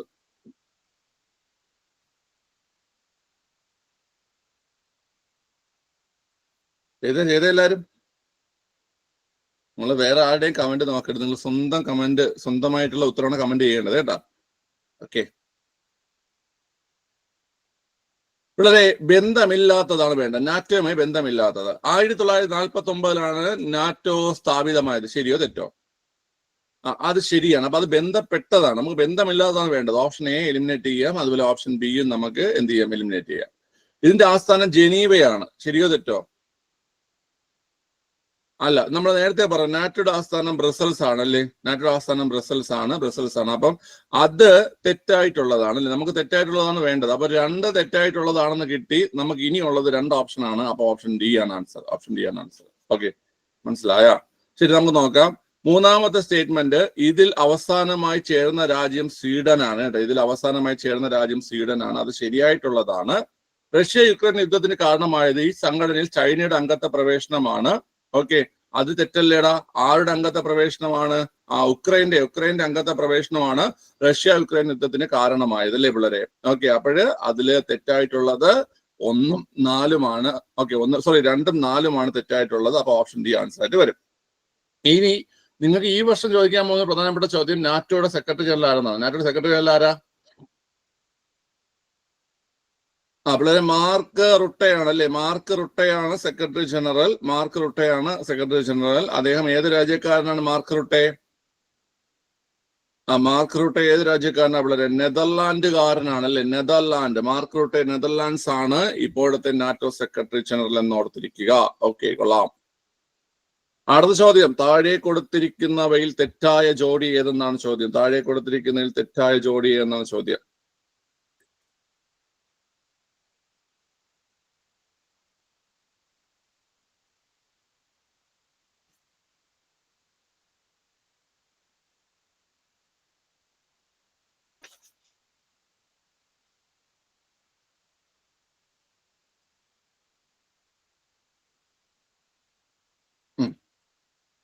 ഒന്നാമത് റോബസ്പിയർ ജാക്കോബിൻ ക്ലബ്ബ് എന്ന് പറയുന്ന ഫ്രഞ്ച് പ്രസ്ഥാനത്തിന് നേതൃത്വം കൊടുത്തത് റോബസ്പിയർ തന്നെയാണ്. ശരിയാണ്. അടുത്ത് ഏപ്രിൽ തീസിസ് ലെനിൻ. ശരിയാണോ? ഏപ്രിൽ തീസിസ് ലെനിൻ ശരിയാണ്. അടുത്ത് സ്പിരിറ്റ് ഓഫ് ലോ വോൾട്ടയർ. ശരിയാണോ? അല്ല, സ്പിരിറ്റ് ഓഫ് ലോ അല്ലെങ്കിൽ നിയമങ്ങളുടെ അന്തസത്ത ആരുടേതാണ്? മൊണ്ടസ്ക്യൂൻ്റെതാണ് അല്ലെ. സ്പിരിറ്റ് ഓഫ് ലോ അല്ലെങ്കിൽ നിയമങ്ങളുടെ അന്തസത്ത ആരുടേതാണ് പിള്ളേരെ? മൊണ്ടസ്ക്യൂൻ്റെതാണ്. ആണ് അല്ലെ. സ്പിരിറ്റ് ഓഫ് ലോ അല്ലെങ്കിൽ നിയമങ്ങളുടെ അന്തസത്ത ആരാണ് പിള്ളേരെ? മൊണ്ടസ്ക്യൂ ആണ്. ലോങ് മാർച്ച് മാവോസേത്തും ശരിയാണോ? ലോങ് മാർച്ച് മാവോസേത്തും ചൈനീസ് റവല്യൂഷൻ ശരിയാണ്. ഓക്കെ, അപ്പം 3 മാത്രമാണ് തെറ്റായിട്ടുള്ള. ഓപ്ഷൻ എ ആണ് ആൻസർ. 3 മാത്രം കേട്ടോ. ഓപ്ഷൻ എ 3 മാത്രം. ഓക്കെ, അടുത്ത ചോദ്യം, താഴെ കൊടുത്തവയിൽ ഖാൻ അബ്ദുൽ ഗാഫർ ഖാനുമായി ബന്ധപ്പെട്ട ശരിയായ പ്രസ്താവന ഏതാണ്? ഖാൻ അബ്ദുൽ ഗാഫറുമായി ബന്ധപ്പെട്ട ശരിയായ പ്രസ്താവന അതിർത്തി ഗാന്ധി എന്ന പേരിൽ അറിയപ്പെടുന്നു. ശരിയോ തെറ്റോ? ശരിയാണ്. 1988 ജനുവരി 20 അന്തരിച്ചു. ശരിയോ തെറ്റോ? ശരിയാണ്. 88 ജനുവരി 20. നിങ്ങൾ ശ്രദ്ധിച്ചോണം, ഈ ഡേറ്റ് ഒക്കെ കഴിഞ്ഞ വർഷമാണ് ആദ്യമായിട്ട് പരീക്ഷ ചോദിച്ചു തുടങ്ങിയത്. അത് വീണ്ടും വീണ്ടും വരും കേട്ടോ. അടുത്ത് 87 ഭാരതരത്ന ലഭിച്ചു. ശരിയോ തെറ്റോ? ശരിയാണ്. ഓക്കെ, ഖുദായ് ഖിദ്മത്ഗർ എന്ന സംഘടന രൂപീകരിച്ചു. ശരിയോ തെറ്റോ? അതും ശരിയാണ്. അതായത് ഓപ്ഷൻ ഡി ആണ് എല്ലാം എന്നാണ് ആൻസർ കേട്ടോ. അപ്പൊ അതിർത്തി ഗാന്ധി എന്ന പേരിൽ അറിയപ്പെടുന്നു. അതുപോലെ 1988 ജനുവരി 20 അന്തരിച്ചു. അതുപോലെ 87 ഭാരതരത്ന ലഭിച്ചു. ഖുദായ് ഖിദ്മത്ഗർ എന്ന സംഘടന ഇദ്ദേഹം എന്ത് ചെയ്തു പിള്ളേരെ? രൂപീകരിച്ചു കേട്ടോ. അതുപോലെ തന്നെ ഭാരതരത്ന ലഭിക്കുന്ന ആദ്യത്തെ വിദേശി ആരെന്ന് ചോദിച്ചു കഴിഞ്ഞാലും ആര് തന്നെയാണ്? ഖാൻ അബ്ദുൽ ഗാഫർ ഖാൻ ആണ് കേട്ടോ. അടുത്ത ചോദ്യം, സ്വാതന്ത്ര്യാനന്തരം സംസ്ഥാന പുനഃസംഘടനാ കമ്മീഷൻ രൂപീകരിച്ചു. ഇതുമായി ബന്ധപ്പെട്ട് താഴെ കൊടുത്ത പ്രസ്താവനകൾ ശരി ഏതെന്നാണ് ചോദ്യം. ചെയ്തേടാ.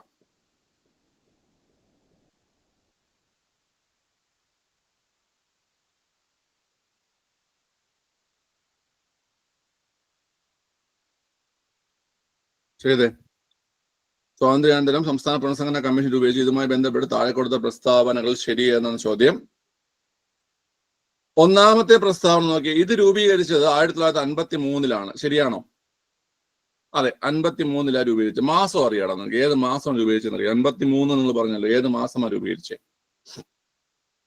ഡിസംബർ മാസമാണ് കേട്ടോ, ഡിസംബർ മാസമാണ് രൂപീകരിച്ചത് കേട്ടോ. ഡിസംബർ മാസം ചോദിച്ചിട്ടുണ്ട്, മാസമൊക്കെ ചോദിച്ചിട്ടുണ്ട് കേട്ടോ. 53 ഡിസംബറിലാണ് രൂപീകരിച്ചത്. ഇത് ഷാ കമ്മീഷൻ എന്ന പേരിൽ അറിയപ്പെട്ടു. ശരിയോ തെറ്റോ? തെറ്റാണ്. ഇത് ഫസൽ അലി കമ്മീഷൻ എന്ന പേരിലാണ് അറിയപ്പെട്ടത് അല്ലെ? ഫസൽ അലി കമ്മീഷൻ എന്ന പേരിലാണ് അറിയപ്പെട്ടത്. ഫസൽ അലി, എച്ച് എൻ ഖുൻസ്രു എന്നിവർ ഇതിൽ അംഗങ്ങളായിരുന്നു. ഫസൽ അലി, എച്ച് എൻ ഖുൻസ്രു എന്നിവർ ഇതിൽ അംഗങ്ങളായിരുന്നു. ശരിയാണ്. ഓക്കെ. ഈ കമ്മീഷന്റെ നിർദ്ദേശപ്രകാരം ആദ്യം രൂപീകരിച്ച സംസ്ഥാനം ആന്ധ്രാപ്രദേശാണ്. ശരിയാണോ പിള്ളേരെ? ഈ കമ്മീഷന്റെ നിർദ്ദേശപ്രകാരം ആദ്യം രൂപീകരിച്ച സംസ്ഥാനം ആന്ധ്രാപ്രദേശാണ്. ശരിയോ തെറ്റോ? ശരിയാണ്, ശരിയാണ്, ശരിയാണ് കേട്ടോ. ആന്ധ്ര സംസ്ഥാനം അങ്ങനെയല്ല. ആന്ധ്ര സംസ്ഥാന രൂപം കൊണ്ട് എപ്പോഴും ഉള്ളത്. ആന്ധ്ര സംസ്ഥാനം 1953 ഒക്ടോബർ 1 രൂപം കൊള്ളുന്നേ. അത് ഭാഷാടിസ്ഥാനത്തിൽ രൂപം കൊണ്ട ആദ്യ സംസ്ഥാനമാണത്. മനസ്സിലായി? ഈ കമ്മീഷന്റെ നിർദ്ദേശപ്രകാരം ആദ്യം രൂപീകരിച്ച സംസ്ഥാനം ആന്ധ്രാപ്രദേശ്. ഇപ്പൊ നമ്മള് 56 നവംബർ 1 ഈ ഒരു കമ്മീഷന്റെ നിർദ്ദേശപ്രകാരം വന്ന നിയമപ്രകാരം 14 സംസ്ഥാനങ്ങൾ രൂപം കൊള്ളുന്നുണ്ട് 56 നവംബർ 1. മനസ്സിലായ? അപ്പൊ നിങ്ങൾ വിചാരിക്കും അങ്ങനെയാണെങ്കിൽ എങ്ങനെ ആന്ധ്രാപ്രദേശ് പറയുന്നതെന്ന്. പക്ഷേ ആന്ധ്രാപ്രദേശിന്റെ രൂപീകരണമാണ് കമ്മീഷൻ ആദ്യം എന്ത് ചെയ്തത്? നിർദ്ദേശിച്ചത്. മനസ്സിലായ? ഓക്കെ. പക്ഷെ ആന്ധ്രയും ആന്ധ്രാപ്രദേശും ഒന്നല്ല, നിങ്ങൾ മനസ്സിലാക്കുക. ആന്ധ്ര എന്ന് പറഞ്ഞാൽ 53 ഒക്ടോബർ 1 ഈ ഭാഷാടിസ്ഥാനത്തിൽ രൂപം കൊണ്ട ആദ്യ സംസ്ഥാനമാണ് ആന്ധ്ര എന്ന് പറയുന്നത് കേട്ടാ. ആന്ധ്ര എന്ന് പറയുന്നത്. ഓക്കെ. ആന്ധ്രാപ്രദേശ് രൂപം കൊള്ളുന്നത് എപ്പോഴെന്നറിയോ? ആന്ധ്രാപ്രദേശ് ഒക്കെ കേരളത്തിന്റെ കൂടെയാണ് രൂപം കൊണ്ടത്. കേരളത്തിന്റെ കൂടെ രൂപം കൊണ്ടത്. അതായത് 56 നവംബർ 1 അല്ലേ? 1956 നവംബർ 1 ഏത് രൂപം കൊള്ളുന്നേ? ആന്ധ്രാപ്രദേശ് രൂപം കൊള്ളുന്നത് കേട്ടോ. പക്ഷേ ഈ കമ്മീഷന്റെ നിർദ്ദേശപ്രകാരം ആദ്യം രൂപീകരിക്കാൻ പറഞ്ഞത് ആന്ധ്രാപ്രദേശാണ്. അങ്ങനെ മനസ്സിലാക്കുക. ഓക്കെ, ക്ലിയർ ആണ്. അപ്പൊ നമുക്ക് ശരിയായ പ്രസ്താവനയാണ് വേണ്ടത്. അപ്പൊ 1, 3, 4 ആണ് ശരിയായിട്ടുള്ളത്. ക്ലിയർ ആണല്ലോ? ഓക്കെ. അല്ലാതെ തന്നെ നമുക്ക് ഇത് ഉത്തരം എടുക്കാവേ, ഞാൻ പറഞ്ഞുതരാം. ഓക്കെ. രണ്ടാമത്തെ സ്റ്റേറ്റ്മെന്റ്, ഇപ്പം 4ാമത്തെ സ്റ്റേറ്റ്മെന്റ് നിങ്ങൾക്ക് ഡൗട്ട് വന്നാൽ നമുക്ക് ഉത്തരം എടുക്കാൻ പറ്റും. 2ാമത്തെ സ്റ്റേറ്റ്മെന്റ് തെറ്റാണെന്ന് നമുക്ക് മനസ്സിലായി. അപ്പൊ നമ്മൾ ഓപ്ഷൻ എയും നമ്മൾ വെട്ടുന്നു, ഓപ്ഷൻ ബിയും നമ്മൾ വെട്ടുന്നു. പിന്നെ ഉള്ളതെന്ന് വെച്ച് കഴിഞ്ഞാൽ നോക്കിയേ, 3, 4 അതുപോലെ 1, 3, 4 നമ്മൾ ആദ്യം 1 ശരിയാണെന്ന് നമ്മൾ മനസ്സിലാക്കിയില്ലേ? 1 ശരിയാണെന്ന് മനസ്സിലാക്കി. പിന്നെ നമ്മൾ നോക്കുമ്പോൾ 2 ഓപ്ഷനിലും 3, 4 ഉള്ളത് കൊണ്ട് നമുക്ക് എന്ത് ചെയ്യാൻ പറ്റും? ഓപ്ഷൻ ഡി ഉത്തരമായിട്ട് എടുക്കാൻ പറ്റും. മനസ്സിലായോ? അതാണ് പറഞ്ഞത്. ചില സ്റ്റേറ്റ്മെന്റുകൾ നിങ്ങൾക്ക് ചിലപ്പോൾ അറിയാൻ ചാൻസ് ഇല്ല, ചിലത് നിങ്ങൾക്ക് അറിയത്തില്ല, ചിലത് കൺഫ്യൂഷൻ വരും. അപ്പൊ നിങ്ങൾ ഓപ്ഷൻ നോക്കണം. അതായത് ഇതുപോലെ നമ്മൾ വെട്ടിയും ഒക്കെ നോക്കുമ്പോൾ നമുക്ക് മനസ്സിലാവും ഇത് ആൻസർ ആയിട്ട് വരുന്നതാണ്. അങ്ങനെ ഒരു ടെക്നിക്ക് യൂസ് ചെയ്യുക. ഓക്കെ. ഒരു ഓക്കെ എങ്കിലും പറയട്ടെ. ഈ രാവിലെ ഈ വസന്ത പിടിച്ച കോയിലൊക്കെ ഇങ്ങനെ ഇരിക്കും, ഇങ്ങനെ കമന്റ് ഇങ്ങനെ ഉറക്കത്തിലൊക്കെ തട്ടിവിട്ട്. ഓക്കെ, ഒരു ഓക്കെ പറയാമല്ലോ ആരോഗ്യമില്ലാത്ത കുറെ പിള്ളേര്. അടുത്ത ക്വസ്റ്റ്യൻ, ഫ്രഞ്ച് വിപ്ലവവുമായി ബന്ധപ്പെട്ട പ്രസ്താവനകൾ ശരിയായവത് എടുക്കുക.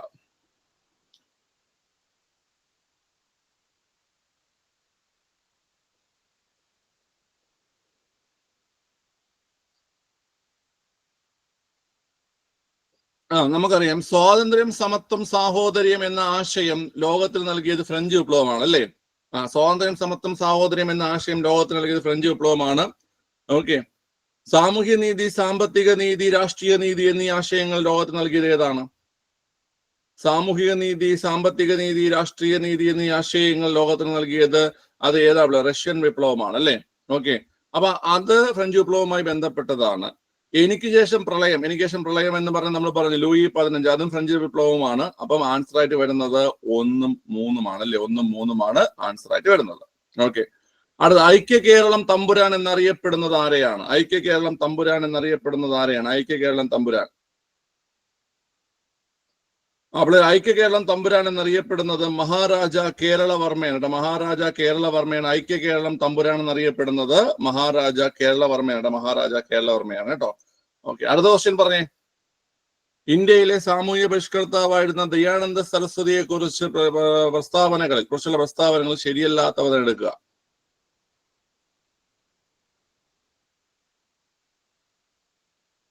മുദ്രേണ്ടത്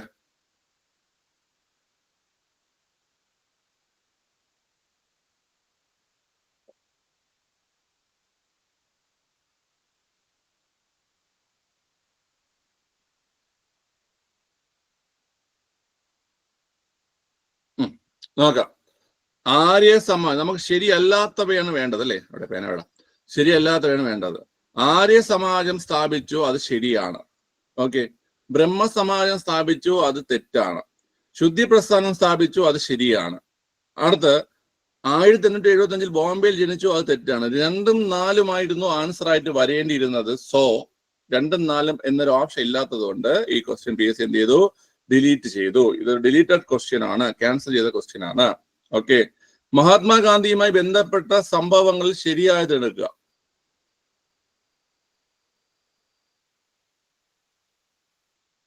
ചെയ്യടാ പിള്ളേരെ. പ്രവർത്തിക്കുക അല്ലെങ്കിൽ മരിക്കുക, നമ്മൾ നേരത്തെ പറഞ്ഞു. പ്രവർത്തിക്കുക അല്ലെങ്കിൽ മരിക്കുക, ക്വിറ്റ് ഇന്ത്യ സമരവുമായി ബന്ധപ്പെട്ട് മഹാത്മാഗാന്ധി പറഞ്ഞത് ശരിയാണ്. ചമ്പാരൻ സത്യാഗ്രഹത്തിൽ മഹാത്മാഗാന്ധി പങ്കെടുക്കുന്നു ആദ്യമായിട്ട്. സിവിൽ നിയമലംഘന പ്രസ്ഥാനത്തിൽ മഹാത്മാഗാന്ധി നേതൃത്വം നൽകുന്നു. ഓക്കെ. അപ്പൊ 1, 2, 3 മഹാത്മാഗാന്ധിയുമായി ബന്ധപ്പെട്ടതാണ്. ചാർനാ ലഹള നടക്കുന്ന സമയത്ത് ഗാന്ധിജി ജനിച്ചിട്ട് പോലും ഇല്ല അല്ലേ? ഓക്കെ. അപ്പൊ ചാർനാ ലഹള ഇല്ല. ഓക്കെ, ക്ലിയർ ആണ്. അപ്പൊ ആൻസർ 1, 2, 3 1, 2, 3 ആണ്. 1, 2, 3 കേട്ടാ. എടാ, നമ്മൾ ചാർനാ ലഹള 1859 നമ്മൾ പറയുന്നുണ്ടേ. 1823 ചാർനാ ലഹള അല്ലെങ്കിൽ 22 23 അല്ലേടേ? 22 ആണല്ലോ. 22 ഇതിനെ നിങ്ങൾ ശ്രദ്ധിച്ചോണേ. മാറുമറയ്ക്കൽ സമരം കേട്ടോ. 1ാം ചാർനാ ലഹള അല്ലെങ്കിൽ മാറുമറയ്ക്കൽ സമരം എന്നും പറഞ്ഞിട്ട് 1822 ഉണ്ട് കേട്ടോ. 1822 മനസ്സിലായ? ഓക്കെ. മാറുമറയ്ക്കൽ സമരം അല്ലെങ്കിൽ 1ാം ചാർനാ ലഹള എന്ന് പറഞ്ഞിട്ട് 1822 ഈ സംഭവം ഉണ്ടായിട്ടുണ്ട്. അത് ഓർത്തിരിക്കുക. ഓക്കെ, ക്ലിയർ ആണല്ലോ? ശരി. ഖിലാഫത്ത് പ്രസ്ഥാനത്തിന്റെ നേതാക്കളിൽ ശരിയായവ ഏത്? ഖിലാഫത്ത് പ്രസ്ഥാനത്തിന്റെ നേതാക്കൾ ശരിയായത് ഏത്? ഓക്കെ. പിള്ളേരെ പറ, ആരൊക്കെ ഖിലാഫത്ത് പ്രസ്ഥാനത്തിന്റെ നേതാക്കള്? മുഹമ്മദ് അലിയും ഷൗക്കത്ത് അലിയും അല്ലെ? മുഹമ്മദ് അലി, ഷൗക്കത്ത് അലി, ഇവരാണ് ഖിലാഫത്ത് പ്രസ്ഥാനത്തിന്റെ അലി ബ്രോസ്. അത് തന്നെയാണ് മുഹമ്മദ് അലിയും ഷൗക്കത്ത് അലിയും കേട്ടോ. ആൾ ഇന്ത്യ ഖിലാഫത്ത് കമ്മിറ്റിയുടെ പ്രസിഡന്റ് ആരായിരുന്നു? ആൾ ഇന്ത്യ ഖിലാഫത്ത് കമ്മിറ്റിയുടെ ആദ്യ പ്രസിഡന്റ് ആരായിരുന്നു പിള്ളേർ? അത് ഗാന്ധിജി കേട്ടാ. അലിമാരും പിന്നെ അതുപോലെ ഗാന്ധിജിയും ഖിലാഫത്ത് കമ്മിറ്റിയുടെ പ്രസിഡന്റ് ആയിട്ട് ഉണ്ടായിരുന്നു കേട്ടാ. ഓക്കെ, കൊള്ളാം. ശരി, അടുത്ത ചോദ്യത്തിലേക്ക് പോവാം. ഗുരുവായൂർ സത്യാഗ്രഹവുമായി ബന്ധപ്പെട്ട് തന്നിരിക്കുന്ന പ്രസ്താവനകളുടെ അടിസ്ഥാനത്തിൽ ശരിയായ ഉത്തരം കണ്ടെത്തിയേ.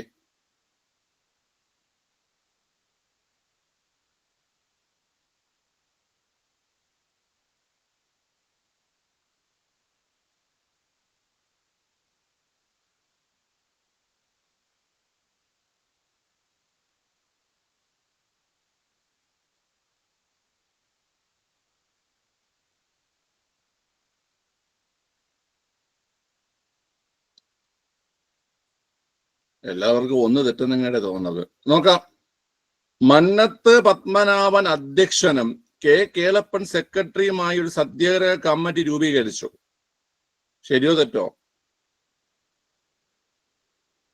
ശരിയാണ്. മന്നത്ത് പത്മനാഭൻ അധ്യക്ഷനും കേളപ്പൻ സെക്രട്ടറിയുമായിട്ട് ഒരു സത്യാഗ്രഹ കമ്മിറ്റി രൂപീകരിച്ചു. അത് ശരിയാണ്. കേട്ടോ. 1ാമത്തെ പ്രസ്താവന എന്താണ്? അത് ശരിയാണ്. ഓക്കെ, ശരി. നിങ്ങൾ ഒരു കാര്യം മനസ്സിലാക്കുന്നത്, നിങ്ങൾ ഈ NSS പഠിക്കുമ്പോൾ അവിടെ പ്രസിഡന്റ് ആരാണ്? NSSന്റെ ആദ്യ പ്രസിഡന്റ് ആരാണ്? NSSന്റെ ആദ്യ പ്രസിഡന്റ് കേളപ്പൻ ആണ്. കേളപ്പൻ. സെക്രട്ടറി ആരാണ്? സെക്രട്ടറി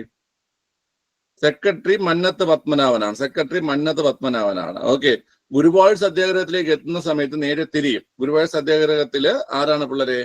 മന്നത്ത് പത്മനാഭൻ അധ്യക്ഷനും കേളപ്പൻ എന്താണ്? സെക്രട്ടറിയുമാണ് കേട്ടോ. ഓക്കെ, അങ്ങോട്ടും ഇങ്ങോട്ടും മാറിപ്പോകരുതേ. അപ്പൊ അത് 1 ശരിയാണ്. അപ്പൊ നമുക്ക് ശരിയായ പ്രസ്താവനകളാണ് വേണ്ടത്. അപ്പൊ 1 3 ഉള്ളത് കൊണ്ട് നമുക്ക് അത് വെച്ചൊന്നും നടക്കൂല. 1 മാത്രം വെട്ടിക്കളയാം. C മാത്രം വെട്ടിക്കളയാം. ഓക്കെ. ഗാന്ധിജിയുടെ അനുവാദത്തോടെ കെ കേളപ്പൻ 1932 സെപ്റ്റംബർ 22 ക്ഷേത്രനടയിൽ ഉപവാസം ആരംഭിച്ചു. ശരിയോ തെറ്റോ? അത് ശരിയാണ്. ഗാന്ധിജിയുടെ അനുവാദത്തോടെ കെ കേളപ്പൻ 1932 സെപ്റ്റംബർ 22 ക്ഷേത്രനടയിൽ ഉപവാസം ആരംഭിച്ചു. അതെന്താണ് പിള്ളേരെ? ശരിയാണ്. ഗാന്ധിജിയുടെ നിർദ്ദേശപ്രകാരം 1932 ഒക്ടോബർ 2 കേളപ്പൻ ഉപവാസം അവസാനിപ്പിച്ചു. അതും ശരിയാണ്. ഓക്കെ. ഗാന്ധിജിയുടെ അനുവാദത്തോടെയാണ് ഈ കെ കേളപ്പൻ എന്ത് ചെയ്തത്? 32 സെപ്റ്റംബർ 22 ക്ഷേത്രങ്ങളിൽ ഉപവാസം ആരംഭിച്ചത്. ഗാന്ധിജിയുടെ നിർദ്ദേശപ്രകാരം തന്നെ 32 ഒക്ടോബർ 2 കേളപ്പൻ ഉപവാസം അവസാനിപ്പിക്കുകയും ചെയ്തു. 1, 2, 3 ശരിയാണ്. ബാക്കി നമുക്ക് 4ാമത്തെ സ്റ്റേറ്റ്മെന്റിലേക്ക് പോകേണ്ട ആവശ്യമില്ല. കാരണം എല്ലാം ശരിയെന്നൊരു ഓപ്ഷൻ നമുക്കില്ല. ഓപ്ഷൻ ബി ആണ് 1, 2, 3 എന്നിവയാണ് ശരി. പയ്യന്നൂരിൽ നിന്ന് ഗുരുവായൂരിലേക്ക് കേളപ്പൻ എടുത്തൊരു കാൽനട സമര പ്രചരണ ജാഥ അത് ഗുരുവായൂർ സന്ധ്യാവുമായി ബന്ധപ്പെട്ട് നടന്നിട്ടില്ല. അപ്പൊ ഓപ്ഷൻ ബി ആണ് ആൻസർ ആയിട്ട് വരുന്നത്. ഇത് നിങ്ങൾ മറക്കണ്ട. NSS ആരംഭിച്ചപ്പോൾ പ്രസിഡന്റ് കെ കേളപ്പനും സെക്രട്ടറി മന്നത്ത് പത്മനാഭനും, ഗുരുവായൂർ സത്യാഗ്രഹ കമ്മിറ്റി രൂപീകരിച്ചപ്പോൾ പ്രസിഡന്റ് മന്നത്ത് പത്മനാഭനും കെ കേളപ്പൻ സെക്രട്ടറിയുമായിരുന്നു. അത് മാറിപ്പോവാതെ പഠിച്ചു വേണം. ഇമ്പോർട്ടന്റ് ആണ്. ഓക്കെ, അടുത്ത ചോദ്യം. ഐക്യ കേരള പ്രസ്ഥാനവുമായി ബന്ധപ്പെട്ട് തന്നിരിക്കുന്ന പ്രസ്താവനകളിൽ നിന്ന് ശരിയായവ തിരഞ്ഞെടുക്കുക.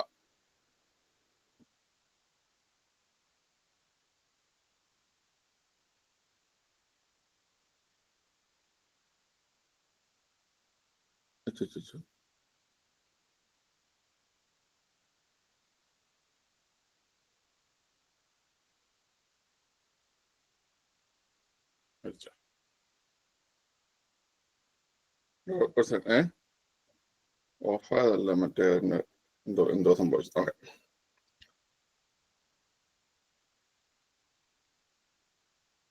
സെക്കൻഡ്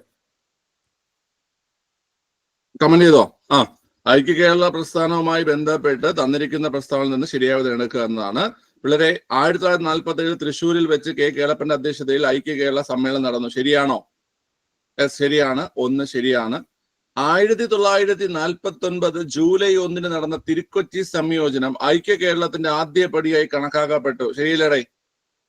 ശരിയാണ്. 1949 ജൂലൈ 1 തിരുക്കൊച്ചി സംയോജനം നടന്നില്ലേ? അതും ശരിയാണ്. സർദാർ KM പണിക്കർ അധ്യക്ഷനായി ഒരു സംസ്ഥാന പുനഃസംഘടനാ കമ്മീഷൻ രൂപീകരിച്ചു. അത് തെറ്റാണ്. സർദാർ KM പണിക്കർ അംഗമായിരുന്നു, പക്ഷെ അധ്യക്ഷനല്ലായിരുന്നു. ഫസലായിരുന്നു അധ്യക്ഷൻ. ഓക്കെ, 3ാമത്തത് തെറ്റാണ്. അടുത്ത 56 നവംബർ 1 ഐക്യ കേരളം നിലവിൽ വന്നു. ഐക്യ കേരളം നിലവിൽ വന്നു 1956 നവംബർ 1 സോ 1, 2, 4 എന്നതാണ് ആൻസർ. 1, 2, 4 ആകുമ്പോൾ ഓപ്ഷൻ എ ആണ് ആൻസർ. ഓപ്ഷൻ എ ആണ് ആൻസർ കേട്ടോ. ഓപ്ഷൻ എ ആണ് ആൻസർ. ഓക്കെ, കൊള്ളാം. അടുത്ത ചോദ്യം. ചെയ്തേ. അമേരിക്കൻ സ്വാതന്ത്ര്യ സമരത്തിൽ ബന്ധപ്പെട്ട ക്വസ്റ്റ്യൻ ആണ്.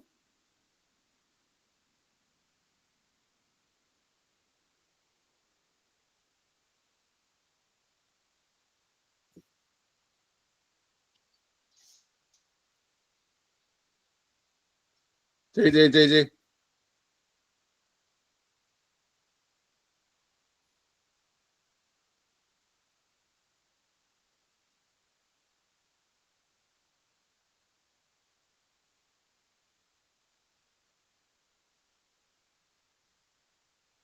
കഴിഞ്ഞു. നീ ഒരു ക്വസ്റ്റ്യനും വേറൊരു ക്വസ്റ്റ്യൻ കൂടെ ഉള്ളൂ. 2 ക്വസ്റ്റ്യൻ കൂടെ ഉള്ളൂ. അപ്പൊ തീരും.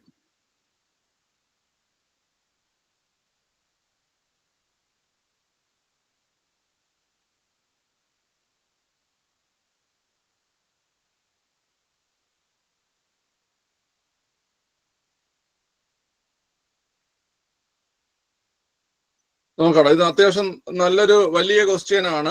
ഓക്കെ, നോക്കിക്കോടാ. എന്തുവാ? ബ്രിട്ടനെതിരായ കോളനിക്കാർ, നമുക്ക് എന്താ വേണ്ടത്? ശരിയായവ എടുക്കുക അല്ലേ? ബ്രിട്ടനെതിരായ കോളനിക്കാരുടെ ആക്ഷേപത്തിന് പ്രധാന കാരണം മെർക്കന്റിലിസം എന്ന സാമ്പത്തിക സിദ്ധാന്തമായിരുന്നു. ശരിയല്ലേ? മെർക്കന്റിലിസം, അതിൽ നമുക്ക് ഡൗട്ട് ഒന്നുമില്ല. മെർക്കന്റിലിസം ശരിയാണ് അല്ലെ? ബ്രിട്ടനെതിരായ കോളനിക്കാരുടെ ആക്ഷേപത്തിന് പ്രധാന കാരണം മെർക്കന്റിലിസം എന്ന സാമ്പത്തിക സിദ്ധാന്തം. നമ്മൾ അമേരിക്കൻ സ്വാതന്ത്ര്യ സമരമായിട്ട് പഠിക്കുമ്പോൾ അത് നമുക്കറിയാം, അത് ശരിയായിട്ടുള്ളതാണ്. ഇത് വെച്ചിട്ട് നമുക്ക് ഓപ്ഷൻ സി അങ്ങ് എലിമിനേറ്റ് ചെയ്യാം. ഓപ്ഷൻ സി അല്ലെന്ന് മനസ്സിലാക്കാം. ഓക്കെ, രണ്ടാമത്തെ, അമേരിക്കൻ സ്വാതന്ത്ര്യ സമരത്തിന് ശേഷം നിലവിൽ വന്ന ഭരണഘടന പ്രകാരം പ്രഖ്യാപനം ചെയ്ത പ്രധാന മനുഷ്യാവകാശ പ്രഖ്യാപനമാണ് മനുഷ്യരെല്ലാം സ്വതന്ത്രരായി ജനിക്കുകയും സ്വതന്ത്രരായ അവകാശങ്ങളിൽ സമന്മാരായി വർത്തിക്കുകയും ചെയ്യുക. ഏതൊരു രാഷ്ട്രീയ വ്യവസ്ഥയുടെ ലക്ഷ്യം മനുഷ്യന്റെ പ്രകൃതിദത്തമായ അവകാശങ്ങളുടെ സംരക്ഷണമാണ് എന്നത്. ഓക്കെ, ഇത് വായിക്കുമ്പോൾ പലർക്കും ചിലപ്പോൾ ഡൗട്ട് വരാം. അപ്പൊ നമുക്കത് ഡൗട്ടിലിടാം. ഓക്കെ, അടുത്തത് 1764 ബ്രിട്ടീഷ് പാർലമെന്റ് പഞ്ചസാര ആക്ട് പാസ്സാക്കി. ഓക്കെ, 1764 പഞ്ചസാര ആക്ട് എന്നുള്ള കാര്യം നിങ്ങൾക്ക് അറിയാം. ഈ നിയമം അമേരിക്കയിൽ ഇറക്കുമതി ചെയ്യുന്ന പഞ്ചസാരയിന്മേൽ ഒരു ചുങ്കം ചുമത്തി. മൂന്നാമത്തത് ശരിയാണ് അല്ലെ? മൂന്നാമത്തത് ശരിയാണ്. അതായത് 1, 3 ശരിയാണെന്ന് നമ്മൾ മനസ്സിലാക്കി. അപ്പൊ നമുക്ക് അവിടെ എലിമിനേറ്റ് ചെയ്യാൻ പറ്റുന്നത് ഓപ്ഷൻ ഡി നമുക്ക് എലിമിനേറ്റ് ചെയ്ത് കളയാം. ഓപ്ഷൻ ഡി നമുക്ക് എലിമിനേറ്റ് ചെയ്ത് കളയാം. 2 ഓപ്ഷൻ നമ്മൾ കളഞ്ഞു. അടുത്ത ബ്രിട്ടീഷ് ധനകാര്യ മന്ത്രിയായിരുന്ന ചാൾസ് ഡൗൺഷെൽസ് അമേരിക്കൻ ഇറക്കുമതി ചുങ്ക നിയമം പാസ്സാക്കി. വായിച്ചിട്ടുണ്ടോ നിങ്ങള്?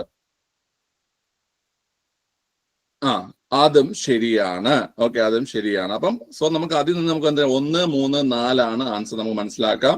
ഓപ്ഷൻ ബി ആണ്. 1, 3, 4 ആൻസർ. 1, 3, 4 ആൻസർ കേട്ടോ.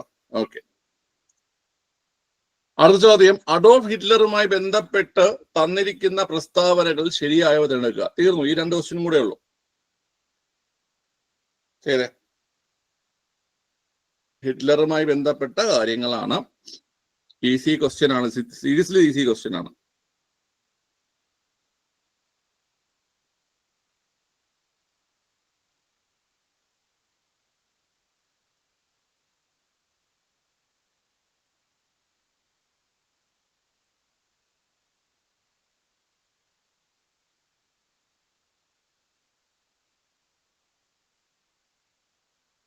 ഒറ്റ കാര്യം മാത്രം നോക്കിയാൽ മതി അല്ലേ? ഒറ്റ പോയിന്റ് മാത്രം. നമ്മൾ പഠിക്കുന്ന 2 പ്രധാനപ്പെട്ട കാര്യങ്ങളുണ്ട്. ഒന്ന് ബ്രൗൺ ഷർട്ട്സും ഒന്ന് ബ്ലാക്ക് ഷർട്ട്സും അല്ലേ? ബ്രൗൺ ഷർട്ട്സും ബ്ലാക്ക് ഷർട്ട്സും. അതില് ബ്രൗൺ ഷർട്ട്സിന് രൂപം നൽകിയത് ആരാണ്? ബ്രൗൺ ഷർട്ട്സിന് രൂപം നൽകിയത് ആരാ പിള്ളേരെ? ബ്രൗൺ ഷർട്ട്സിന് രൂപം നൽകിയത് ആരാണ്? ഹിറ്റ്ലറും. ബ്ലാക്ക് ഷർട്ട്സിന് രൂപം നൽകിയത് ആരാണ്? ബ്ലാക്ക് ഷർട്ട്സിന് രൂപം നൽകിയത് ബെനിറ്റോ മുസോളിനിയുമാണ് അല്ലെ? ബെനിറ്റോ മുസോളിനിയുമാണ് ബ്ലാക്ക് ഷർട്ട്സിന് രൂപം നൽകിയത് അല്ലേ? ഓക്കെ, അപ്പൊ ഇവിടെ നിങ്ങൾ ആ മൂന്നാമത്തെ സ്റ്റേറ്റ്മെന്റ് മാത്രം ഒന്ന് കണ്ണോടിച്ചാൽ മതി. മൂന്നാമത്തെ സ്റ്റേറ്റ്മെന്റ് എന്താ പിള്ളേരെ? മൂന്നാമത്തെ സ്റ്റേറ്റ്മെന്റിൽ കൊടുത്തിരിക്കുന്നത് ഹിറ്റ്ലർ രൂപീകരിച്ച ഒരു സന്നദ്ധ സേനയായിരുന്നു ബ്ലാക്ക് ഷർട്ട്സ്. അത് തെറ്റാണ്. ബ്ലാക്ക് ഷർട്ട്സ് രൂപീകരിച്ചത് മുസോളിനിയാണ് അല്ലെ? അപ്പൊ മൂന്നാമത്തെ തെറ്റാകുമ്പോൾ തന്നെ ഓപ്ഷൻ എ എലിമിനേറ്റ് ചെയ്യാം. അതുപോലെ ഓപ്ഷൻ ബി നമുക്ക് എലിമിനേറ്റ് ചെയ്യാം. അതുപോലെ ഓപ്ഷൻ സി എലിമിനേറ്റ് ചെയ്യാം. കാരണം ഇതിൽ 3 ശരിയാണെന്ന് പറഞ്ഞ് കൊടുത്തിട്ടുണ്ട് അല്ലേ? സോ അതിൽ നിന്ന് നമുക്ക് ആൻസർ ഓപ്ഷൻ ഡി എന്ന് മനസ്സിലാക്കാം. ഓപ്ഷൻ ഡി ആണ് ആൻസർ കേട്ടോ. നോക്കാം. ഹിറ്റ്ലർ രചിച്ച നാസിസത്തിന്റെ സുവിശേഷ ഗ്രന്ഥമാണ് മെയിൻ കാഫ് അഥവാ എന്റെ സമരം കേട്ടോ. മെയിൻ കാഫ് അദ്ദേഹത്തിന്റെ ആത്മകഥ. നമുക്കറിയാം ഹിറ്റ്ലറുടെ ആത്മകഥയാണ് മെയിൻ കാഫ്. ഇത് നാസിസത്തിന്റെ ബൈബിൾ എന്നറിയപ്പെടുന്നു അല്ലെ? നാസിസത്തിന്റെ ബൈബിൾ എന്നറിയപ്പെടുന്ന മെയിൻ കാഫ് ആണ്. മെയിൻ കാഫിന്റെ മീനിങ് എന്ന് കേട്ടാൽ എന്റെ സമരം എന്നാണ്. മെയിൻ കാഫിന്റെ മീനിങ് എന്താ പിള്ളേർ? എന്റെ സമരം എന്നാണ് കേട്ടോ. എന്റെ സമരം. അടുത്തത് ഇത് പഠിച്ചിരിക്കുക. 1934 ജർമ്മൻ പ്രസിഡന്റ് ഹിൻഡൻബർഗ് അന്തരിച്ചപ്പോൾ ഹിറ്റ്ലർ ചാൻസലർ സ്ഥാനവും പ്രസിഡന്റ് സ്ഥാനവും തന്നിൽ ഏകീകരിച്ച് 3ാം ജർമ്മൻ സാമ്രാജ്യം സ്ഥാപിച്ചു. ഓക്കെ, ഇമ്പോർട്ടന്റ് ആണ്. ഇത് ഇമ്പോർട്ടന്റ് ആണ്. ഈ ഒരു പോയിന്റ് ഓർത്തിരിക്കുക. ചോദ്യം പലതവണയായിട്ട് വന്നിട്ടുണ്ട്. 34 ജർമ്മൻ പ്രസിഡന്റ് ആയിരുന്ന ഹിൻഡൻബർഗ് അന്തരിച്ചപ്പോൾ ഹിറ്റ്ലർ ചാൻസലർ സ്ഥാനവും പ്രസിഡന്റ് സ്ഥാനവും തന്നിൽ ഏകീകരിച്ച് 3ാം ജർമ്മൻ സാമ്രാജ്യം സ്ഥാപിച്ചു. ഹിറ്റ്ലർ രൂപീകരിച്ച സന്നദ്ധ സേനയാണ് എന്ന് പറയുന്നത് ബ്രൗൺ ഷർട്ട്സ്. ബ്ലാക്ക് ഷർട്ട്സ് സ്ഥാപിച്ചത് ആരാണ് കുട്ടികളെ? അത് ബെനിറ്റോ മുസോളിനിയാണ് അല്ലെ? മുസോളിനിയുടെ ഒരു കൊട്ടേഷൻ നമുക്ക് പലപ്പോഴും ചോദിക്കാറുണ്ട്. എന്താണ് ആ കൊട്ടേഷൻ അറിയോ?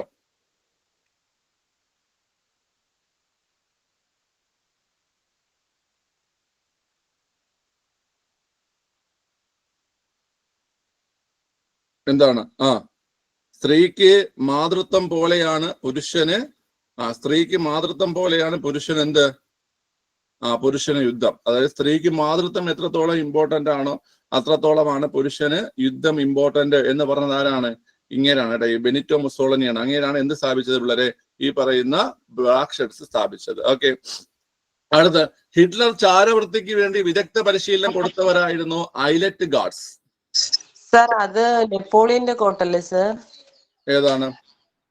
സ്ത്രീക്ക് മാതൃത്വം പോലെയാണ്. അല്ലല്ല, അത് മുസോളിനിയുടെ കോഴ്സ് ആണ്. സ്ത്രീക്ക് മാതൃത്വം പോലെയാണ് പുരുഷ യുദ്ധം മുസോളിനിയുടെ കോഴ്സ് ആണ് കേട്ടോ. അത് എത്രയോ തവണ പരിശീലിച്ചിട്ടുള്ളതാ. ഓക്കെ,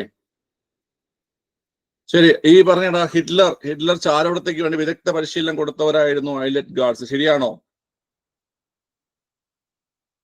ശരിയല്ലേ?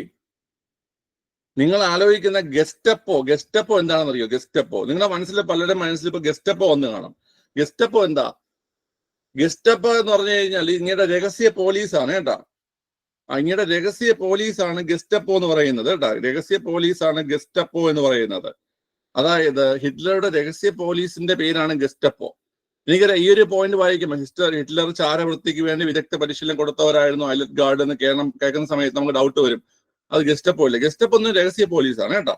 ഓക്കെ, ഈ ഒരു ക്വസ്റ്റ്യൻ നമുക്ക് ആ ഒരു പോയിന്റ് വെച്ചിട്ടാണ് നമുക്ക് ഉത്തരം എടുക്കാൻ പറ്റിയത് കേട്ടോ. അപ്പൊ നിങ്ങൾ മനസ്സിലാക്കുക, ഇതുപോലെ പല ചോദ്യങ്ങളും നമുക്ക് വായിച്ചു വരുമ്പോൾ നമുക്ക് ചിലപ്പോൾ ഏതെങ്കിലും ഒരു സ്റ്റേറ്റ്മെന്റ് വെച്ച് ഉത്തരത്തിലേക്ക് പോകാൻ പറ്റും.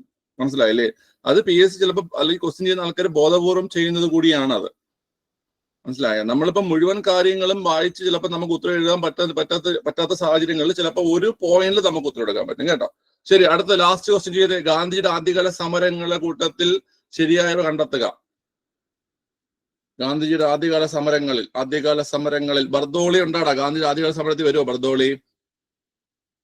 വരത്തില്ല അല്ലേ? ബർദോളി ആരുടെ സമരമാണ്? ബർദോളി 1928 ബർദോളി സത്യാഗ്രഹം നടന്നു. ആരുടെയാണ്? അത് സർദാർ പട്ടേലിന്റെയാണ് അല്ലേ? സർദാർ വല്ലഭായ് പട്ടേലിന്റെ സമരമാണ്. ഓക്കെ, അപ്പം അത് വരത്തില്ല, ഒന്നും വരത്തില്ല. അപ്പൊ ഓപ്ഷൻ ബി വെട്ടിക്കളയാം, ഓപ്ഷൻ സി വെട്ടിക്കളയാം, ഓപ്ഷൻ ഡിയും വെട്ടിക്കളയാം. ആൻസർ ഏതാണ്? ഓപ്ഷൻ എ ആണ് 2, 3, 4. അതായത് ചമ്പാരൻ, ഖേദ, അഹമ്മദാബാദ്. ഇത് ഈസി ക്വസ്റ്റ്യൻ ആണ്. ഓക്കെ, ക്ലിയർ ആണ്. അപ്പൊ പിള്ളേരെ എത്ര ക്വസ്റ്റ്യൻ ഉണ്ടായിരുന്നു കഴിഞ്ഞാൽ ഏകദേശം 40 ക്വസ്റ്റ്യനും കണ്ടേ ഉണ്ടായിരുന്നുള്ളൂ അല്ലേ? 40 ഉണ്ടായിരുന്നുള്ളൂ. എത്ര മാർക്ക് ഉണ്ടെന്ന് കമന്റ് ചെയ്തേ. മാർക്ക് എത്ര മാർക്ക് കിട്ടിയെന്ന്.